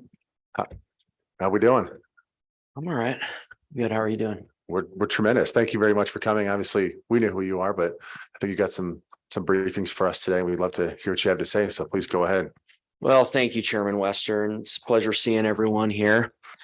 I'm Chuck Gray, the Wyoming Secretary of State, and I have the pleasure this morning of introducing our new Business Division Director, Colin Crossman, to my left. Mr. Crossman joined our office in April and brings with him a tremendous amount of experience and expertise in the realm of business and blockchain technology. Mr. Crossman has a law degree from Duke University and is a member of the Patent Bar. Mr. Crossman has testified in front of the Blockchain Committee on numerous occasions and provided comment on Wyoming statutes governing decentralized autonomous organizations. Following the passage of Senate File 76 and Enrolled Act number 95, Digital Asset Registration, Mr. Crossman began working with our Policy Director, Technology Division, and vendor on writing rules and technical requirements to integrate digital asset registration in the Secretary of State's filing system in accordance with the legislation. And we've been monitoring that in the executive management team of the Secretary of State's office. And at this time, I think I'm going to yield over to Mr. Crossman to update the committee on the implementation of the statute. Very excited about Mr. Crossman serving in this role. Thank you very much, Secretary Gray. We really appreciate you being here. Mr. Crossman. Excellent. Thank you for having me. And I'm going to start by apologizing for any breaches of protocol. This is literally my 5th week in government service. We'll be nice, we promise. I would also, if it pleases the chair and the committee, I would also like to reserve some time at the end. It's not on the agenda, but I have comments about the discussion in the previous segment about the Corporate Transparency Act and other aspects that we've been monitoring. Please do, that'd be great. Thank you. I would like to start with just a brief update on some of the stats that I know that you all like to hear. Starting with series LLCs, there are currently a total of 979 active series LLCs with a total number of series formed of just over 13,000 and 340 inactive. Of those, about 55 were are dissolved for intentional dissolution and about 275 for administrative dissolution. On the DAOs, we actually got one over the weekend. There's currently an active 518. 22 were converted from other entities. 185 have become inactive, 19 intentionally, and roughly 90 due to administrative action. So yeah, those statutes are functioning. There's aspects of them that are being used. Right now, the state of Wyoming has just under 400,000 registered and active entities, and we are processing a lot, and it's just continuing to increase. So the first thing on the agenda is the Digital Asset Registration Act. As you know, Senate File 76 passed earlier this year. Is going to require the Secretary of State's office register digital assets. The act has several aspects which we are working to promulgate rules to clarify. Specifically, the cryptographic signature element, the nature and sufficient information element, the cryptographic proof, and potentially aspects of agent and applicant issues. All of those were left relatively vague and open-ended in the statute, as would be expected, because this is a very fast-moving area of technology. And we want to make sure in rule that we capture everything that is currently available, as well as new developments in technology. Specifically, while drafting the rules for this, I learned that now there are digital assets that can actually own other digital assets. So kind of like an NFT inception. In addition, the cryptographic proof element is a particularly thorny issue, because every blockchain out there that can hold a digital asset, or even non-blockchain digital assets, have potentially different ways of demonstrating that proof. So we have to craft a rule that is both general and specific. And do so in a way that the applicants can reasonably comply, that the office can reasonably ensure compliance, and that if future aspects of technology improvement move forward, that we don't just break everything. Senator Ellis, please. Thank you, Mr. Chairman. Would it make sense to provide a little bit more uniformity so that you don't have to craft such a broad rule? Mr. Crossman, go ahead. Mr. Chair,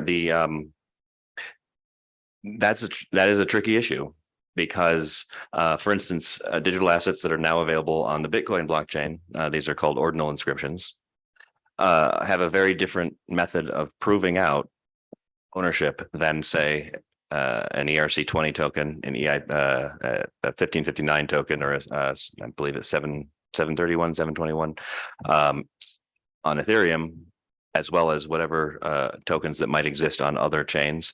So the precise methods of proving them out might differ. And so if you put into statute too much clarity in statute, then if somebody else comes up with a new token later, we would have to wait until a legislative session to amend the statute to cover that new asset type if it doesn't fall into the categories, which is why we're trying to do it in rule, and additionally be as broad as possible. But if there are things that the rule doesn't capture in the future, we can make the changes to the rule potentially more quickly than waiting for a legislative session, signature from the governor and all that. Senator Ellis, any follow-up? Mr. Crossman, please continue. We anticipate that we will enter formal rulemaking on these rules within the next 30 days, give or take. And once that process is done, I do expect that we will receive comments, and of course we will respond to those comments if they reach the level that we need to. We'll also hold a public hearing. So that's what I have to say about the digital asset registration. I do believe that the office is well prepared to execute on this once we have the rules in place. We have already contacted the vendor who provides the database software for the office in order to make sure that they are ready for this. And they have indicated that they will be perfectly able to do this in time for the December 1st live date that we have under statute. Committee, any questions? Mr. Crossman? I did have a quick question. You mentioned this, there's a little bit of just difficulty in terms of different blockchains and the cryptographic approach that they use. Maybe could you go a little more in depth on that and the issues that you're seeing there? Yep, absolutely, Mr. Chair. So for instance, earlier this year, Bitcoin created a new type of digital asset that exists solely on its chain and similar chains derived from Bitcoin called an ordinal inscription. Under a normal cryptographic proof, you have your private keys. You can sign a message similar to what the Utah law stated, and so we have language that's analogous to what the Utah law described in their cryptographic proof section. I think ours is a little broader, but how that is shown differs between the ordinal inscriptions in Bitcoin. There's debate in the community as to how those are actually held, if they can even be transferred, because of the UTXO model of Bitcoin and how that the satoshis that they're inscribed work. But the exact element of proving that out is a little different than, say, showing that you have a specific or a quantity of Bitcoin in an address, and it's different to show that your, say, Ethereum wallet has a specific token in its possession. So we have to be able to cover all of those potentialities of someone attempting to register a digital asset and proving it out. So we have some fairly generic language that describes what a member of the relevant community would use to demonstrate that the proof has been achieved. And that gives us, I think, a lot of flexibility in what we are going, any new assets that get invented, such as ordinal inscriptions, which are now less than 6 months old, or these other assets like the digital assets that can own another digital asset. What if a person wishes to only register the second tier asset, but only one of those second tier assets, not the first tier asset? How does that look? And being able to make sure that we're flexible enough to cover that well, strict enough to make sure that the community is comfortable with the proof that we are collecting. Thank you, Mr. Crossman. Committee, any additional questions? Seeing none. Please proceed. Okay. The next on the agenda was corporate cryptographic filings. I'm not. This was added. We're not. I'm curious to know what it is that this discussion entails. We hadn't really had a briefing on as to what we were going to discuss about this. Is there anything specific you'd like to discuss about it? Committee members, was there any specific topics, anything related to this topic? Just kind of an update on how things are looking on your end in your office in terms of these filings. Well, so the only component of corporate cryptographic filings that we have on deck right now is the Digital Asset Registration Act. The cryptographic signature of that is going to be provided as the statute requires. I believe the specific language in the act says registration certificates cryptographically signed by the secretary for each registered digital asset that may be attributed to or otherwise associated with a digital asset. That is an extremely broad definition, and that gives us a tremendous amount of leeway to implement a system that I believe would fully comply with the statute while being minimally invasive to the system that we have now. Mr. Crossman, one thing I did have a question about in terms of the digital asset registration. Obviously, we're just starting in the process. It's still very young, but has there been any interest in your office or folks reached out to and just expressed interest, whether they be individuals, corporations, all this kind of stuff in this particular option? I have had several people ask questions about it, what it's going to look like, and what kind of assets we are going to allow registration of. It's been more nibbling around the edges, just curiosity. I think there'll be a lot more interest once we go into formal rulemaking. People see what it is, what kind of information we're going to be collecting, what kind of things that we're going to require. I should state that one of the rules that we are considering is that there will be no paper filings of this, because since it is a digital asset, it doesn't make sense to have everything on paper. So I do believe that there will be more interest later once this is more fleshed out. But at the moment, I've had some people ask high level questions. When is it going to be ready? What are you thinking? But not very detailed business level questions. Thank you. Okay, committee members, any questions? Mr. Crossman, Ms. Long, please go ahead. Thank you, Mr. Chairman, and congratulations, Mr. Secretary, on hiring Mr. Crossman, who does know a lot about this. 2 questions. One is, do you have a comment on the Dow situation in Story, and specifically the ability for Dows to own real property? And maybe some advice for someone who tries to come into Wyoming to do something like that, to talk to the neighbors first and understand the potential concerns. But is there any real difference between what is happening there and what, say, BlackRock is doing with shareholders owning real estate, and no one knows who those shareholders are, or at least only BlackRock does? And then secondly, what is the technology that the Secretary of State's office would plan to use for the registry? Thank you. Mr. Crossman? Or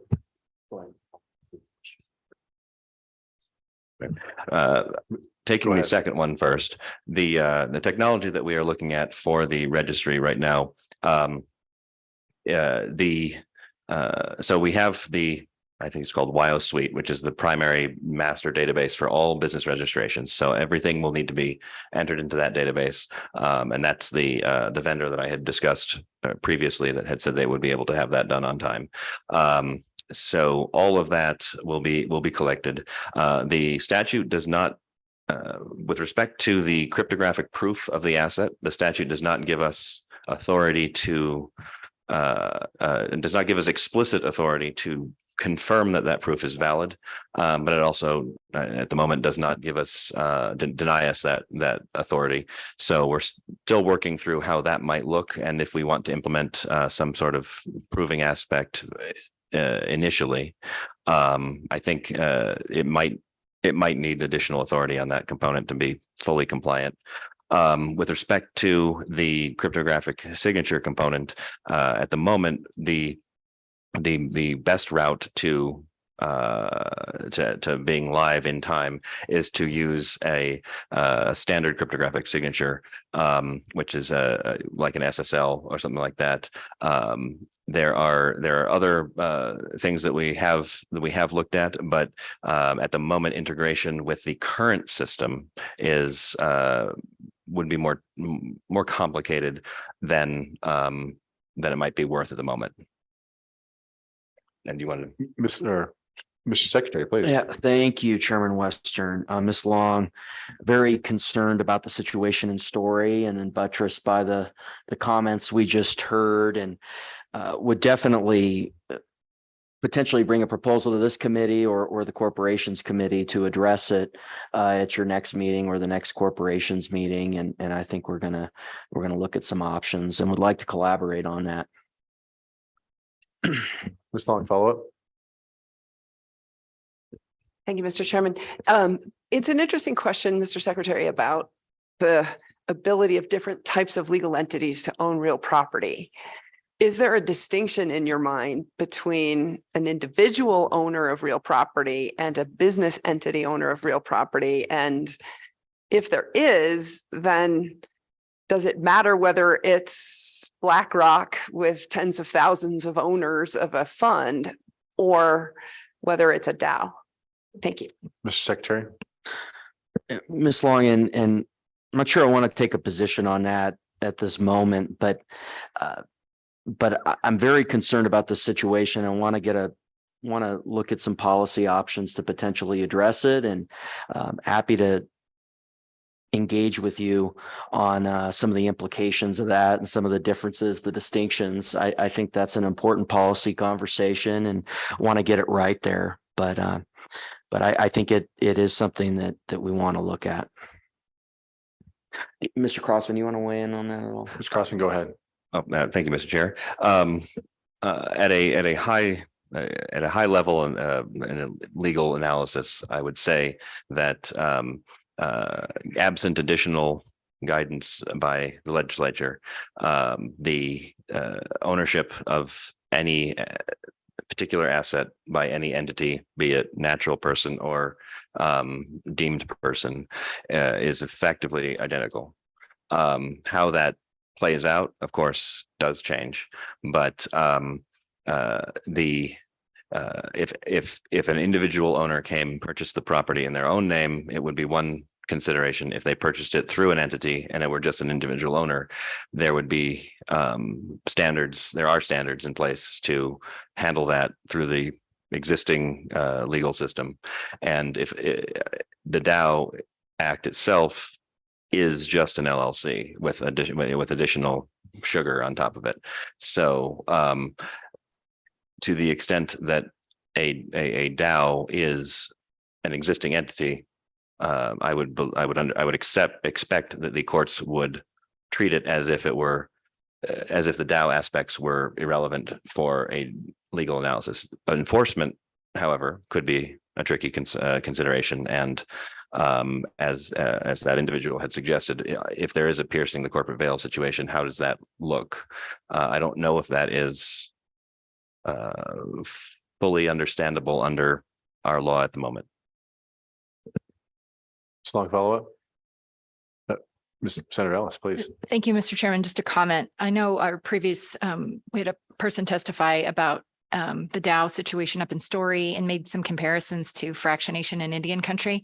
And I just urge caution in using that analogy. You know, what happened there, if you're not following along, was in 1887, our country decided to allot Indian reservations, and they allowed individual Indian heirs to receive a plot of land. And, you know, there were some restrictions on that. It could only go to eligible male heirs, or an individual, a man, if he was, you know, of a certain age. And then those interests, you know, the federal government owns that land. And anytime you'd have a generation pass, you know, you say the person had 8 kids back then, not uncommon. And then those kids had 4 kids, and you could see like that get very unwieldy. And what happened was our federal government couldn't keep track of those heirs. And a lot of Indian people didn't know that they needed to keep those records. A lot of Native people weren't born in hospitals. And so that's where you had situations of this highly fractionated land. And my dad was one of them. I mean, we get a check for, I think, 34 cents every year from the federal government.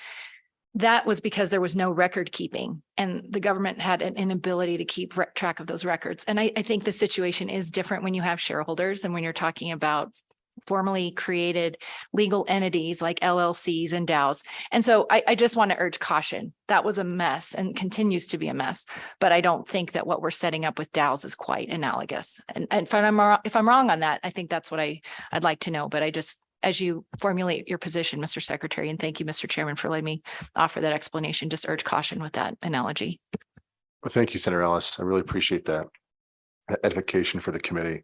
And certainly, I'm not an expert at first blush. I would agree that there's a pretty distinct difference. Mr. Crossman, I did have a follow-up question in terms of just the data vendor. Tagging on to Ms. Long's question about software, you know, are they giving you any feedback in terms of their concerns of what you're being asked of them? Any kind of pushback in that department? Yeah, thank you, Mr. Chair. The registration system that we are looking at closely right now is fully within their capacity. Any additional any add-ons might become more complicated, but we are attempting to keep it within the current system's capabilities so that there is not a runaway cost of implementation. And so that's one of the reasons why we have picked the some of the things that we did pick. For instance, if we did choose to, if we did determine that under the statute, we had the authority to confirm the ownership of every single asset class that might be registered, that would potentially radically increase the complexity and cost of implementation. So that is one of the reasons why we might choose to say, and the statute does apparently prefer this option, where we do not check that the cryptographic proof is valid under every single blockchain's strictures.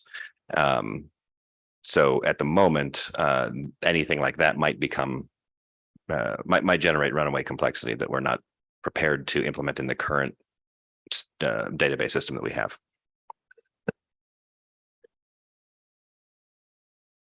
Mr. Chairman, I Secretary just Gray, want please. to assure you that off that question that we are on time. I know that wasn't the tenor of your question.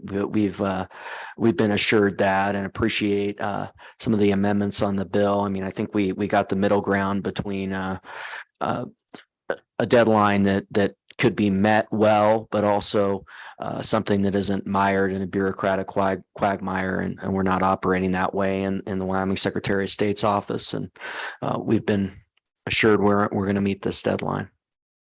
Thank you, Secretary. And I guess the question more came in place of just curiosity, because I know what we're dealing with just is very highly technical in nature. Sometimes the more technical and specific you get, vendors are harder to find, or they're already loaded down with work and they can't take on, new projects. So that's was more the nature was coming from. Secretary Gray, I think in the version that made it to the governor's desk, I think it was an appropriation of, was it 500,000? I think. Somewhere along those lines. And my question is, has that been sufficient so far?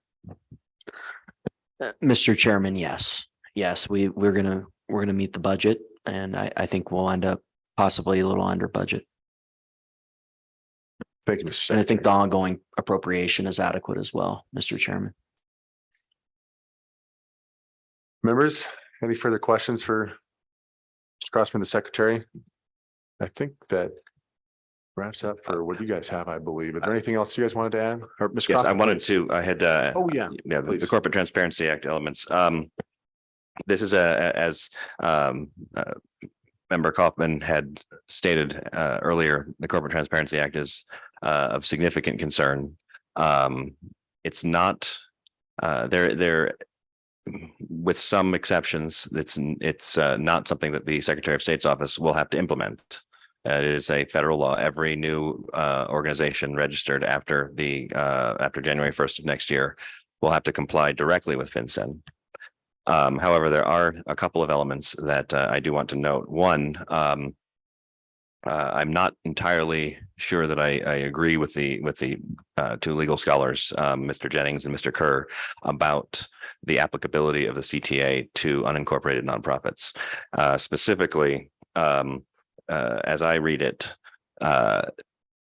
only nonprofits that have achieved a 501c3 status or a 501c status by the IRS are exempt, which would mean any nonprofit which has yet to achieve or does not choose to file for a 501c status is not exempt from the CTA.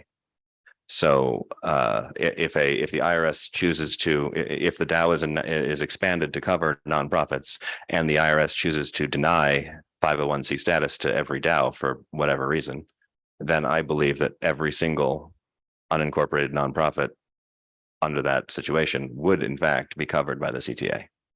And I specifically refer to it's section 5336A11B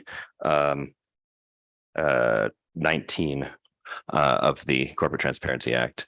In addition, and I do want to bring this to your attention because this has significant implications for the DAO Act and any future expansion, well, as it exists right now, and any future expansion that is chosen. Excuse me while I look this up. So 5336F No bearer share corporations or limited liability companies. A corporation, limited liability company, or other entity formed under the laws of a state or Indian tribe may not issue a certificate in bearer form evidencing a whole or fractional interest in the entity. That sounds awful like a DAO. If you have a governance token where receiving the governance token in your wallet automatically gives you governance and profit privileges to a DAO, that's a bearer token. And it appears that the Corporate Transparency Act is attempting to override that kind of action, which Wyoming has already taken. So I just wanted to bring that to your attention. A lot of people are unaware of the Corporate Transparency Act and the tremendous impact it is going to have on small businesses. I believe something like 38 million small businesses around the country are going to be impacted. Ms. Long, please. Thank you, Mr. Chairman, Mr. Secretary, Mr. Crossman. This is federal preemption of state registration of business entities. What can a state do? Mr. Crossman. Well, Mr. Chair, in a hypothetical sense, what a state would do in a federal preemption situation would be potentially to file a lawsuit. I don't know what the Wyoming's appetite for that would be, but that would be one aspect of something that that a state could do. Of course, prior to the enacting of the law, a state would go to Congress and argue that this shouldn't be in there, but we're far past that. Not only was the law signed in 2021, but the rulemaking has now been complete. So this is set to go live. There's currently a lawsuit, a private industry lawsuit, pending in Northern District of Alabama, challenging this. But up until a couple of weeks ago, the extent of the Corporate Transparencies Act impact on not just Wyoming, but all small businesses, I was not fully aware of. I knew it existed, but after studying it, those are the elements that I'm very concerned about. Ms. Long, follow-up? Mr. Chairman, follow-up for the secretary. Is there an association of corporate secretaries or of state secretaries of state? And have they taken a position on this? I've got to imagine Delaware cares about this. Nevada cares about this, for example, as well. Mr. Secretary. Yeah, Mr. Chairman, Ms. Long, there have been some conversations in NAS about that, but it hasn't coalesced yet. I've been a critic of the Attorney General not being vigorous enough in other actions opposing federal preemption, and that is somewhat in the other office, in the governor's office and the executive branch to exert that authority. But yeah, it has been discussed in NAS, but there is some disagreement about how vigorous to be. Mr. Crossman, please. I will say that even the litigant, the plaintiff in the Alabama case, they had a throwaway line about the bearer asset language, and their referencing of it. Even that litigant did not believe that the bearer asset language was currently implicated in any state, probably because it's drafted in such a way that I think it is potentially attempting to sneak through without people noticing it. So the litigant who has a strong interest, it's a business association, a national business association. That litigant who has a strong interest in attempting to come up with every single avenue to win didn't appear to notice that this was implicated on certain states. Ms. Long, follow-up? I guess my initial thought was, given especially if we incorporate these amendments where they can't, there's no profit sharing, that puts them in good status in the event that they want to elect for C3 status with the IRS. I think it might be worthwhile for this committee to consider, are there amendments we can come up with that potentially might work its way around this language in the Corporate Transparency Act? That just might be one additional thing to consider if we can outmaneuver the feds on this one. Mr. Kaufman, please. Mr. Chair, if I could ask a question. Mr. Secretary, Mr. Crossman, I'm just curious because I'm not aware under the Corporate Transparency Act, but what is the Secretary of State's obligation with respect to cooperating on non-compliance or enforcement actions, anything like that? Mr. Crossman. Thank you, Mr. Chair. There is no explicit requirement, because that would create, of course, a anti-commandeering issue. There is I have a concern with what they do want us to do, which is specifically countersign some of the language that they have specific language that they would like every state to, I guess, put out there as part of the compliance package. They claim that there will be an appropriation by the feds through FinCEN to pay states for this act, which of course makes it a voluntary compliance and under the spending power. However, at the moment, there is no such, at least to my understanding, there is no such appropriation and there is no money there. So at the moment, they want us to trust them that they'll provide the funds for us to provide the resources to our citizens and those entities that register here on how to comply. To some extent, it may be incumbent on us to do it anyway, because any entity that does register or does, files a corporate charter here in Wyoming and fails to comply with the FinCEN requirement is subject to a felony, a federal felony, up to 2 years in prison and $10,000 fine for intentional noncompliance. Mr. Chairman. Mr. Coffman, please follow. I just want to follow up a comment on that again, just for the committee's benefit, and thank you for that. But because I do want to be clear that I've heard both sides of the debate on this Corporate Transparency Act for the last few years, that on one side of the fence, folks are saying, look, this is an anti-money laundering, anti-terrorism, action by the federal government and FinCEN to ask people to or force people to register entities in a non-public way, right? You're gonna register that the beneficial ownership of entities with FinCEN. It's not going to be a publicly searchable database, all that. On the other side, though, is just what Mr. Crossman just highlighted, and that is like we're talking felony penalties for non-compliance of registration of small businesses, of people that are just forming, 4-person LLCs to go buy, a piece of real estate or an apartment building or something like that. I mean, these are really stark penalties. So I wanted to make that comment for the committee because I've been screaming like a madman for the last 18 months. It's crazy to me that people aren't outraged about this, but it's a really big deal. Thank you, Mr. Coffman. It's almost like the feds want to punish us for taking initiative. You know how that one goes. Ms. Long, please. Mr. Chairman, Representative Andrews and I were just looking up the history of this. It's crazy. It was buried in the National Defense Authorization Act that President Trump vetoed as one of his last acts as president. And it was overridden by both the House of Representatives and the Senate on January 1st, 2021. I wonder how many people actually knew what was in that bill when they voted to override it, because it was a defense bill.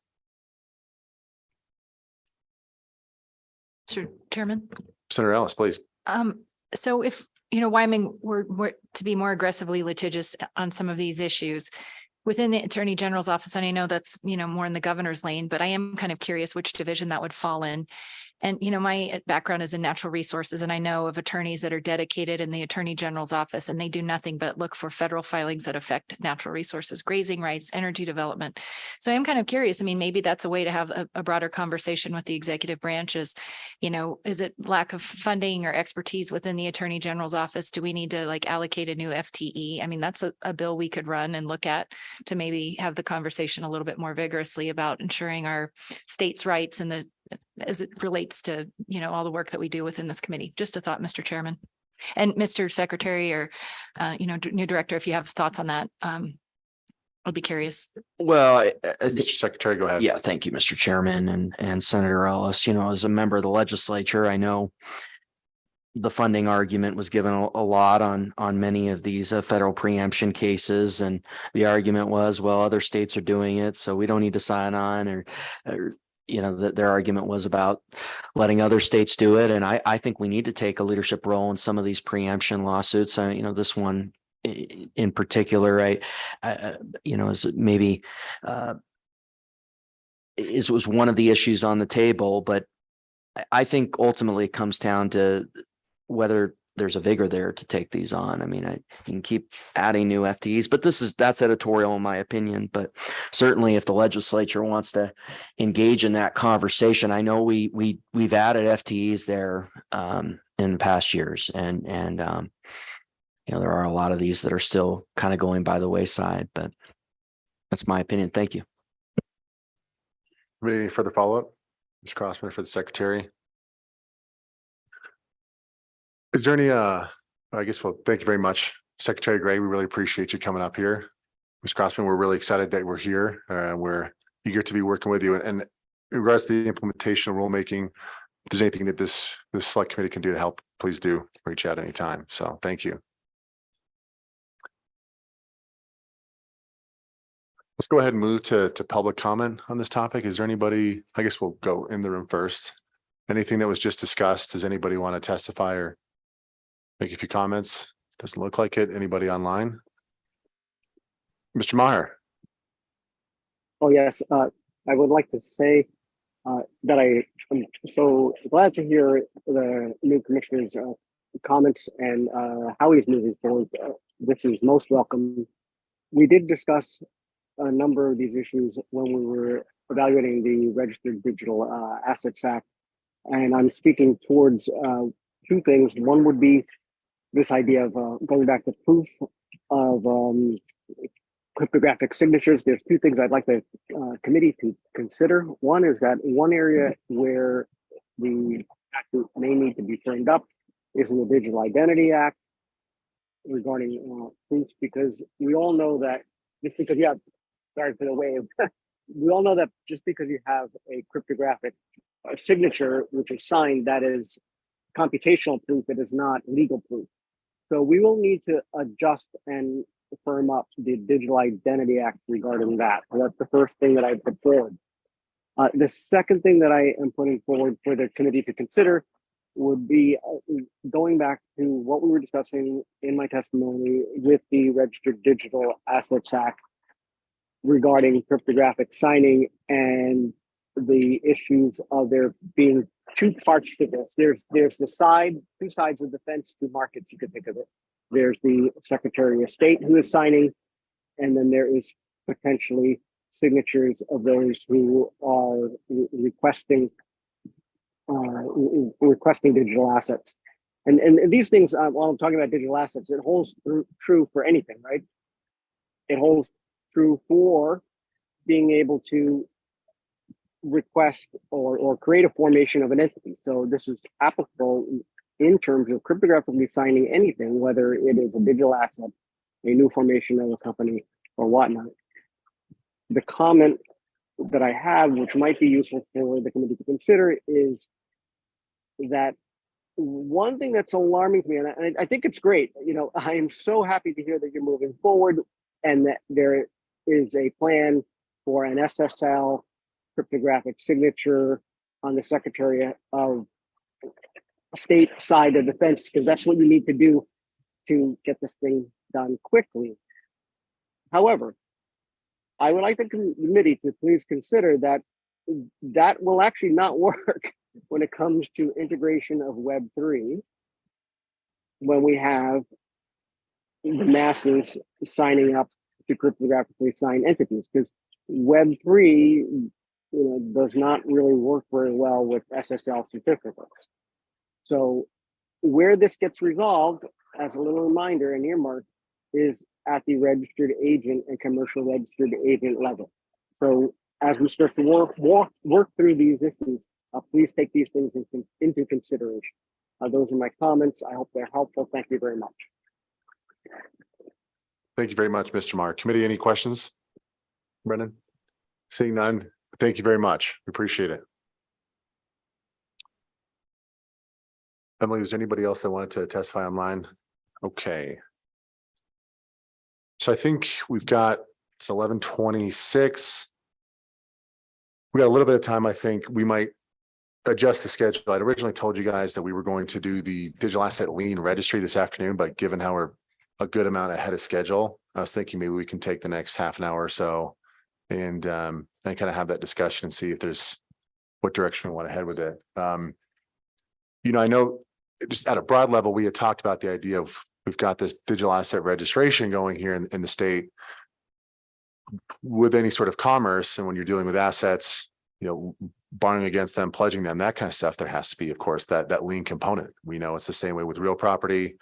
If I buy something, a real property, I can pledge it as an asset, and the person I'm lending it to or borrowing against, so they can go and file a lien against that asset. Conceptually, that's exactly what we were kind of thinking with the digital asset registry. Obviously, it's not as straightforward as that, but conceptually, I think it's an idea that we need to at least have some discussion on. And I have something that I want to just kind of lay the background, but I wanted to turn over to, and Mr. Secretary as well. You're more than welcome to weigh in on this discussion, obviously, because this will be part of your office. But Joel, do you want to continue on that and expand? Yeah, so the idea would be to create a global lien registry for digital assets, and the registry would allow digital assets to be perfected under this Wyoming law, and this what this would allow would be for essentially a verification process for a borrowing and lending marketplace or a securitization marketplace to evolve in digital assets, whereas currently that doesn't exist, where assets can be perfected or there's clarity around whether assets have already been encumbered. So this is an idea that was brought to our attention by some attorneys that are working with borrowers and lenders and sort of capital market participants that are trying to evolve the digital asset marketplace. We've had a couple of preliminary conversations among some attorneys and Mr. Kaufman, Mr. Land, et cetera. So there does seem to be some potential merit for this. It would also build on the chassis that we already have in place with the registration. And that's the concept in general, and a lot of questions that are still to be determined, but that's the thought. Oh, pardon me, Mr. Chairman, if I might just add, I think the obvious one obvious question here would be that the revenue to the state of Wyoming would be quite obvious here as well, which would be a registration fee that could be applied to the assets that are on this lien registry. Mr. I wholeheartedly agree. I think, again, with all ideas, it's hard to know, how effective it will be, assuming we even do have a final product that we put into law. But with any sort of legitimate commerce, that's a really important concept of being able to have a lien against assets in these types of transactions. My thought is I think it's a great idea as applied to this digital registry. I don't think we necessarily need to reinvent the wheel here. I think that there's a lot of stuff that we can already pull from existing statutes. For example, the 2-year lien cleansing provision we have I believe it's Article 12. So we don't have to, like I said, reinvent that component. I certainly think it's a worthwhile endeavor. We certainly can't guarantee that it'll be used, but that's also what we told ourselves in the past with a lot of this blockchain cryptocurrency stuff that turns out it has been used a lot. So I'm certainly open to moving forward. Mr. Kaufman, please. Yeah, thank you, Mr. Chairman. I was just going to add, again, I haven't spent a ton of time thinking through the logistics of something like this, but it is a really interesting idea to me because as Joel was just saying, I mean, it's really not that different from the functionality of UCC filings anyways, right? And this is obviously a massive issue in the digital asset world with respect to borrowers and lenders. No one has stepped up with any kind of central repository. Now, I don't know where the limitations of the state law, for each various state comes into play and the perfection of those. But again, I just want to add that I think it fits really well because with the SBDIs coming, with trust companies, with the custody business that we're trying to build out for digital assets here in Wyoming, to be able to provide a venue now to register and then, you know, file something to attempt to perfect a lien creates again, another argument for those folks when they're negotiating agreements or, you know, litigating disputes. So I'm super in favor of the idea. I agree that there's some logistics to sort out, but it seems to be a very logical add-on to what we've done. Mr. Kaufman, I would wholeheartedly agree. I think having that mechanism, I think tacking this on, tying in the Chancery Court as well to this for that dispute resolution. Obviously, I think it is a little concerning in the sense that there wouldn't be a lot of case law around something like this, which always, a lack thereof, always makes people a little nervous, but you can't be successful unless you try. Mr. Chairman, there's no case law surrounding almost anything we've done the last 5 years. So, which is also true. Ms. Long, please go ahead. Thank you, Mr. Chairman. I have a question for my fellow committee appointee, Mr. Kaufman, if that's okay. The question would be, with the idea behind and Mr. Revelle as well, with the idea behind the digital asset lien registry be that we've moved away from what's in the UCC appendix that Wyoming enacted in Senate File 125 in 2019, where possession and control of the private key perfects the lien. Is this meant to just be belt and suspenders in addition to that, or is this meant to supersede it if there is a lien registry? Thanks, Mr. Chairman. Mr. Kaufman, go ahead. yeah, Mr. Chair, I don't want to speak for Mr. Reville, but in my mind, it's belt and suspenders or another alternative, right, to that method of perfection. So I think, again, and I'm running through all the UCC knowledge that I have, which isn't very much, but the methods of perfection of various assets. I mean, for some assets, right, filing a UCC lien statement may perfect it, right, but it may not. It may be sort of the equivalent of a Liz Pendens with real estate, right? You're putting the world on notice of a potential claim. And so in my mind, that's what this provides is another alternative. Mr. Revelle. Thank you, Mr. Chairman. Ms. Long, not to answer your question with a question, but not being an attorney, not having the legal background, but more of a capital markets background, I would come at it from the kind of the practical markets point of view, which is, does what we have already allow for assets to be perfected in the sense of capital markets or a securitization, for example, or is a lien registry helpful in making that happen? Ms. Long, go ahead. Mr. Chair, actually, this is a really good conversation. It dovetails on what we talked about yesterday with the UCC Article 12 that several states have amended to pull out the language that they believe would recognize a CBDC. Several red states like South Dakota started it, then Florida, Texas, Alabama and others moving in that same direction. So what that means is there is not going to be uniformity across the 50 states in this topic, okay? The impact to the lawyers who practice in this area is going to be that there's going to be conflicts of law, therefore. So we collectively, all the states have to be really careful to make this really clear. And the Wyoming approach is consistent with the Uniform Law Commission UCC 12 approach, which is possession and control of the private key perfects the lien. And the idea is that supersedes the UCC1 filings in Delaware, which have to be made in paper form.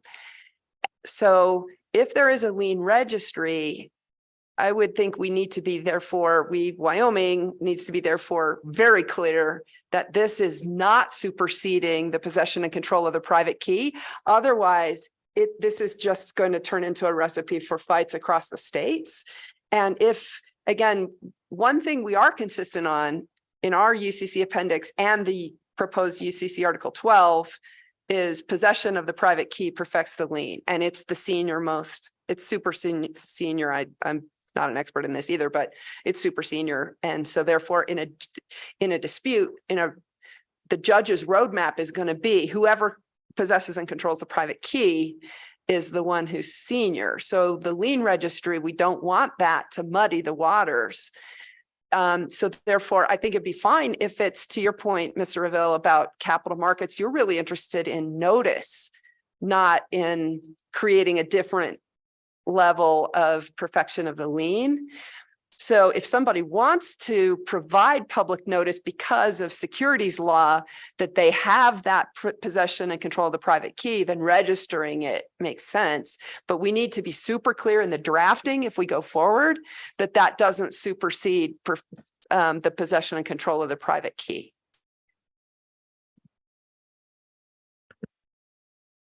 I think that really makes a lot of sense, Ms. Long. And even before your remarks, it did make me hesitant to supersede it because we're tinkering with stuff that we've already got going that others have accepted in other businesses. So I think in this kind of situation would have to be something that's supplemental, not replacing. It does lead to the question is, okay, if we have a process on the books for assets that do have the cryptographic key format, this would render it this type of platform for things that are outside that are still qualified as digital assets. And then I think the follow-up would be, what does that market look like? How big is that? And what does that entail? I guess, Ms. Long.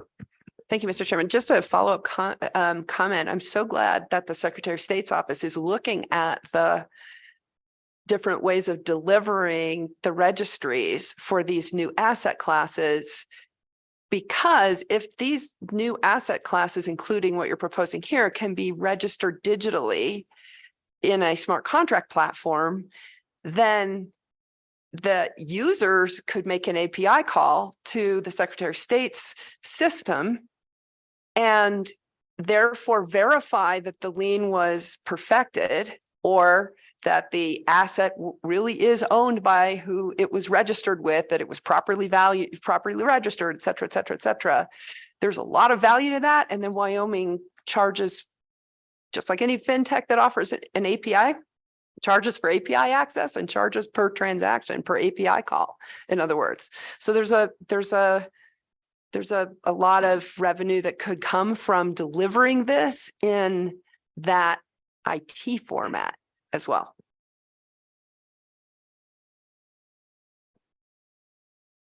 Committee members, any additional questions or comments before we go out to Representative Singh? You're looking rather pensive.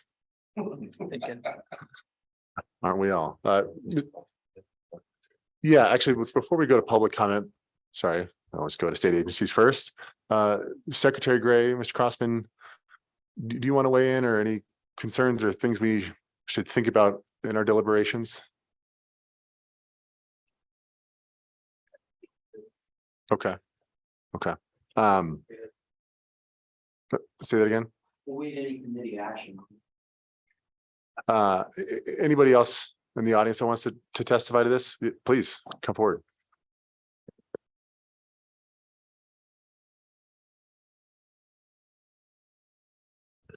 Again, thank you, Mr. Chair and committee.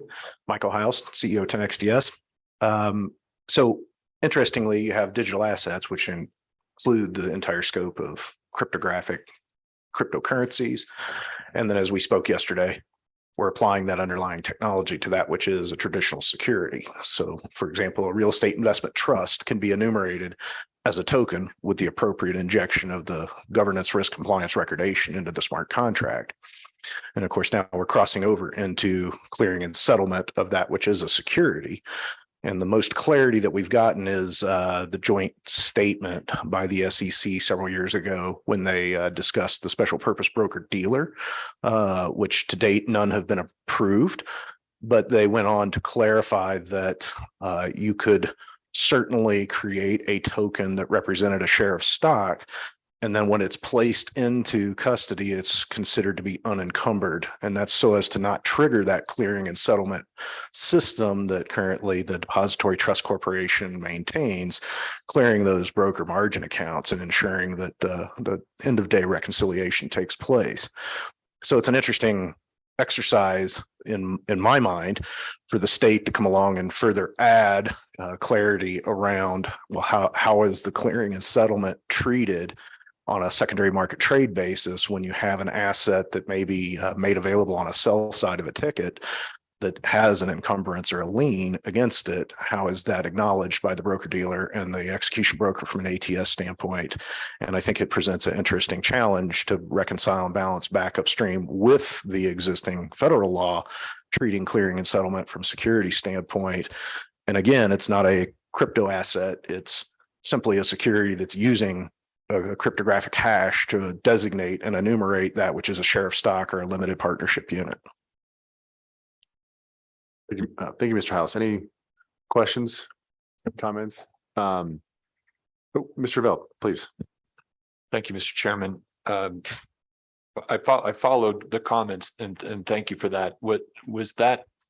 I believe that was generally in favor of the idea from a clearing and settling perspective. I just wanted to. Yeah, there needs to be an enumeration and a Mr. House, please tracking. go ahead. And thank you, Chair. There does certainly need to be a registry somehow or another to track any of those encumbrances. And once again, my colleague and I, we were back chatting in the audience previously, and what happens if there's a wet signature encumbrance for that which is a digital asset that's not treated in a smart contract form? In theory, I could borrow money from my neighbor and pledge, collateralization, and without the corollary of the UCC or some additional registration from the capital markets side of the fence, how do we know that this lien exists? How do we know to clear and settle this post trade? So I think it does lend certainly a additional enhancement from that disclosure and acknowledgement from a database standpoint. And of course, this only affects the state of Wyoming, and you're now talking about the jump to the SEC in a much broader conversation. But pursuant to your previous discussions about, do we take up a 10th Amendment fight against the feds for some of these things? And it tickles me pink to hear some of that conversation. So I'm in favor of that as well. Mr. Hiles, you're in the right company. Thank you, Chair. Follow up for Mr. Hiles? Yes, just a quick follow up, Mr. Chairman. Thank you.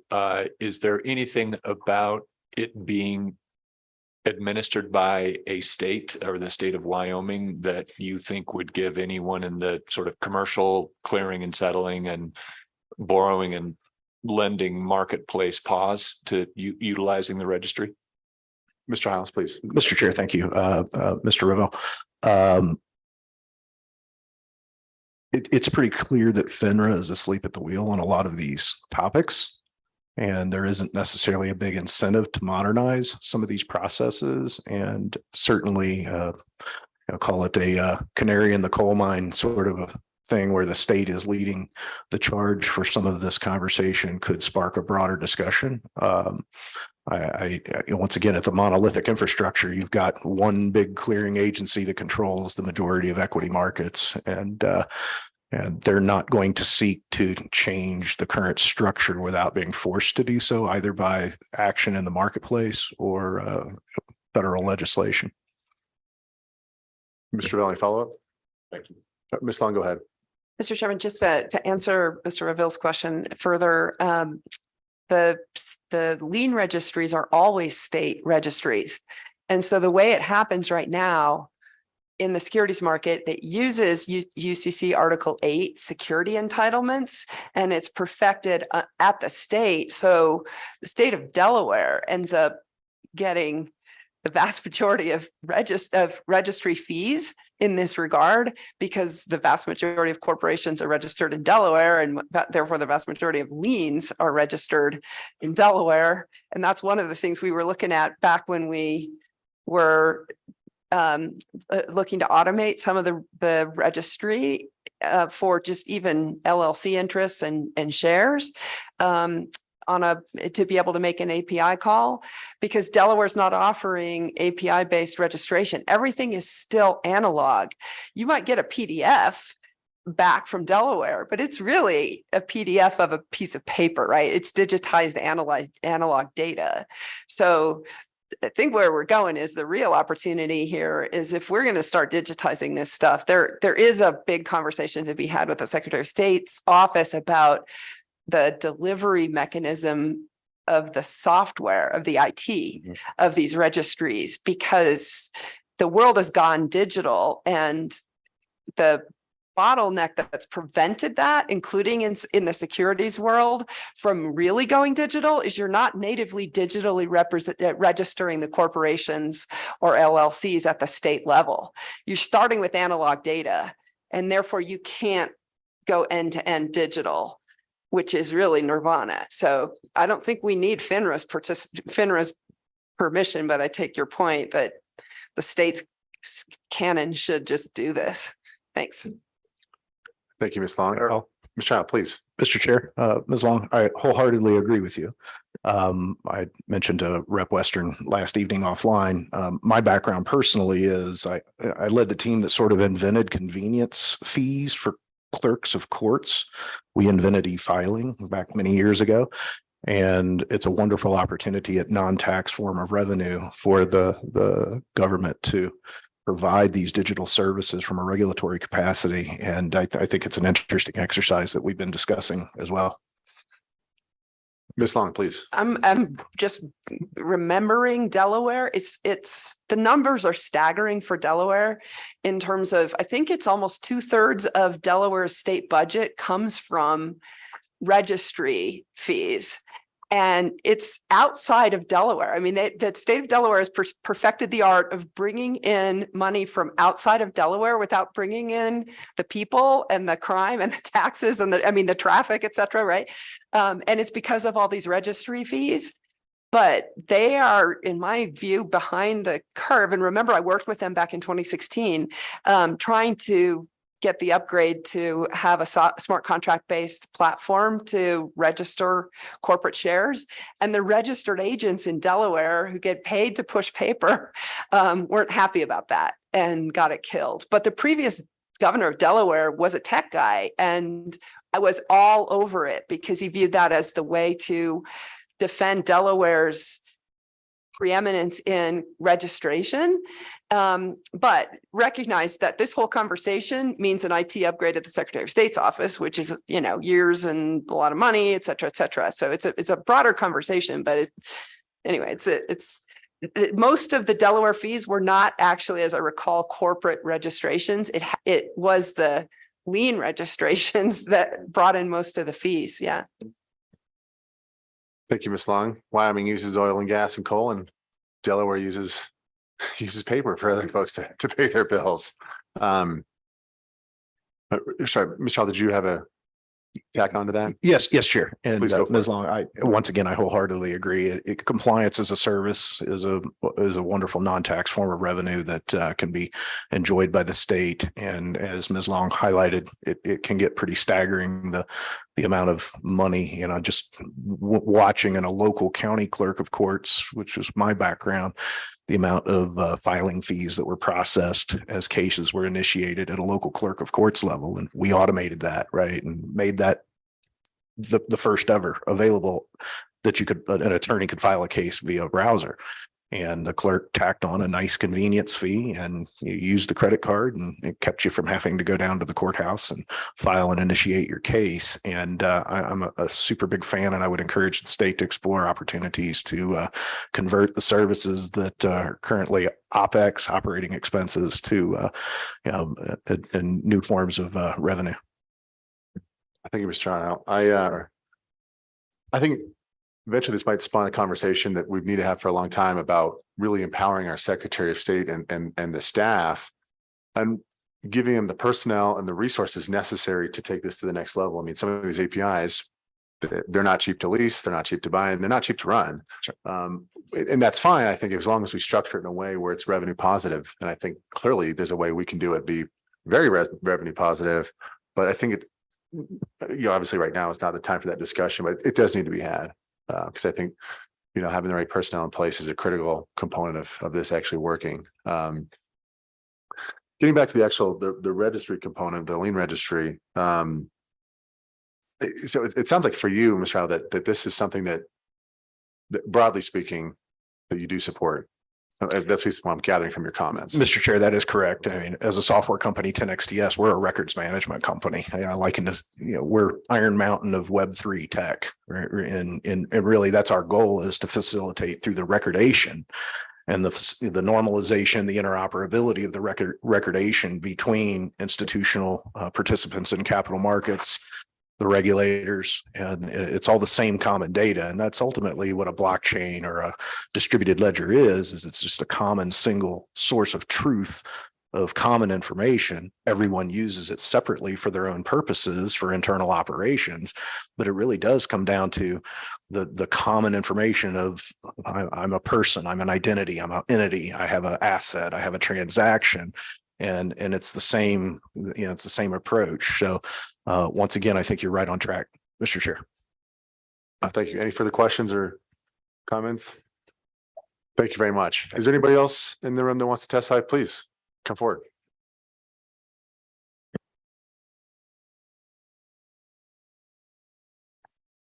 Good morning, committee. This is Corey Reason, CEO of Commercium Financial. It's a tough act to follow with Mr. Hiles as an expert in records management, but I just had a few thoughts. We did talk about a little bit peer-to-peer, matchmaking of sorts with lending. This would fall naturally into an environment that would be very beneficial. I'm supportive of anything the state could do to help innovate. We're dealing with things that are natively digital. So why would we want to have anything but a natively digital registry that would be able to be used? I don't know if anybody has dealt with trade finance, but it's not changed much in about 50 years. It's still paper. They do move it to OCR so that you can, scan it and try to look for keywords and so forth. But when you do monitoring of that, it's very time consuming. It takes lots of FTEs to do it in an effective way. I think the state would be leading the edge again on the innovation side if we had a natively digital registry. That's all. Thank you very much, Mr. Reason. Any questions? Seeing none. Thank you very much. See, it's 11:54 right now. Was there anybody online? Oh, Brendan, please go ahead. We've got lunch here in about 6 minutes, but please go ahead.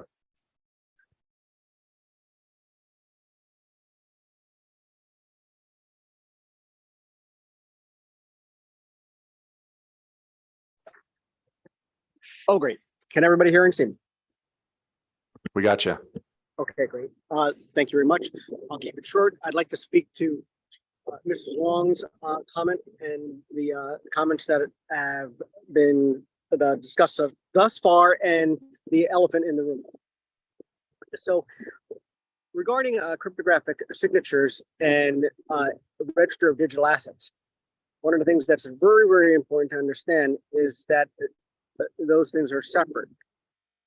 So what you're talking about is creating a registry, and those digital assets, they're going to be cryptographically signed, but then you're also going to have the hash of the digital asset, right? And the elephant in the room is that what Ms. Long was getting at, which is having a API or a protocol. Protocol is actually both better. Actually, you need both. That the elephant in the room is that this is hard. Okay, yeah, meaning in actuality, it's not hard at all. It's actually very easy. This is, actually in terms of implementation, it's only several lines of code to deal with the cryptographic signatures and to deal with the hashing. So it's not hard, but you have to know what to do. And the problem is the elephant in the room is one of this, is that if you have hashing of documents, those hashes and the representation of those hashes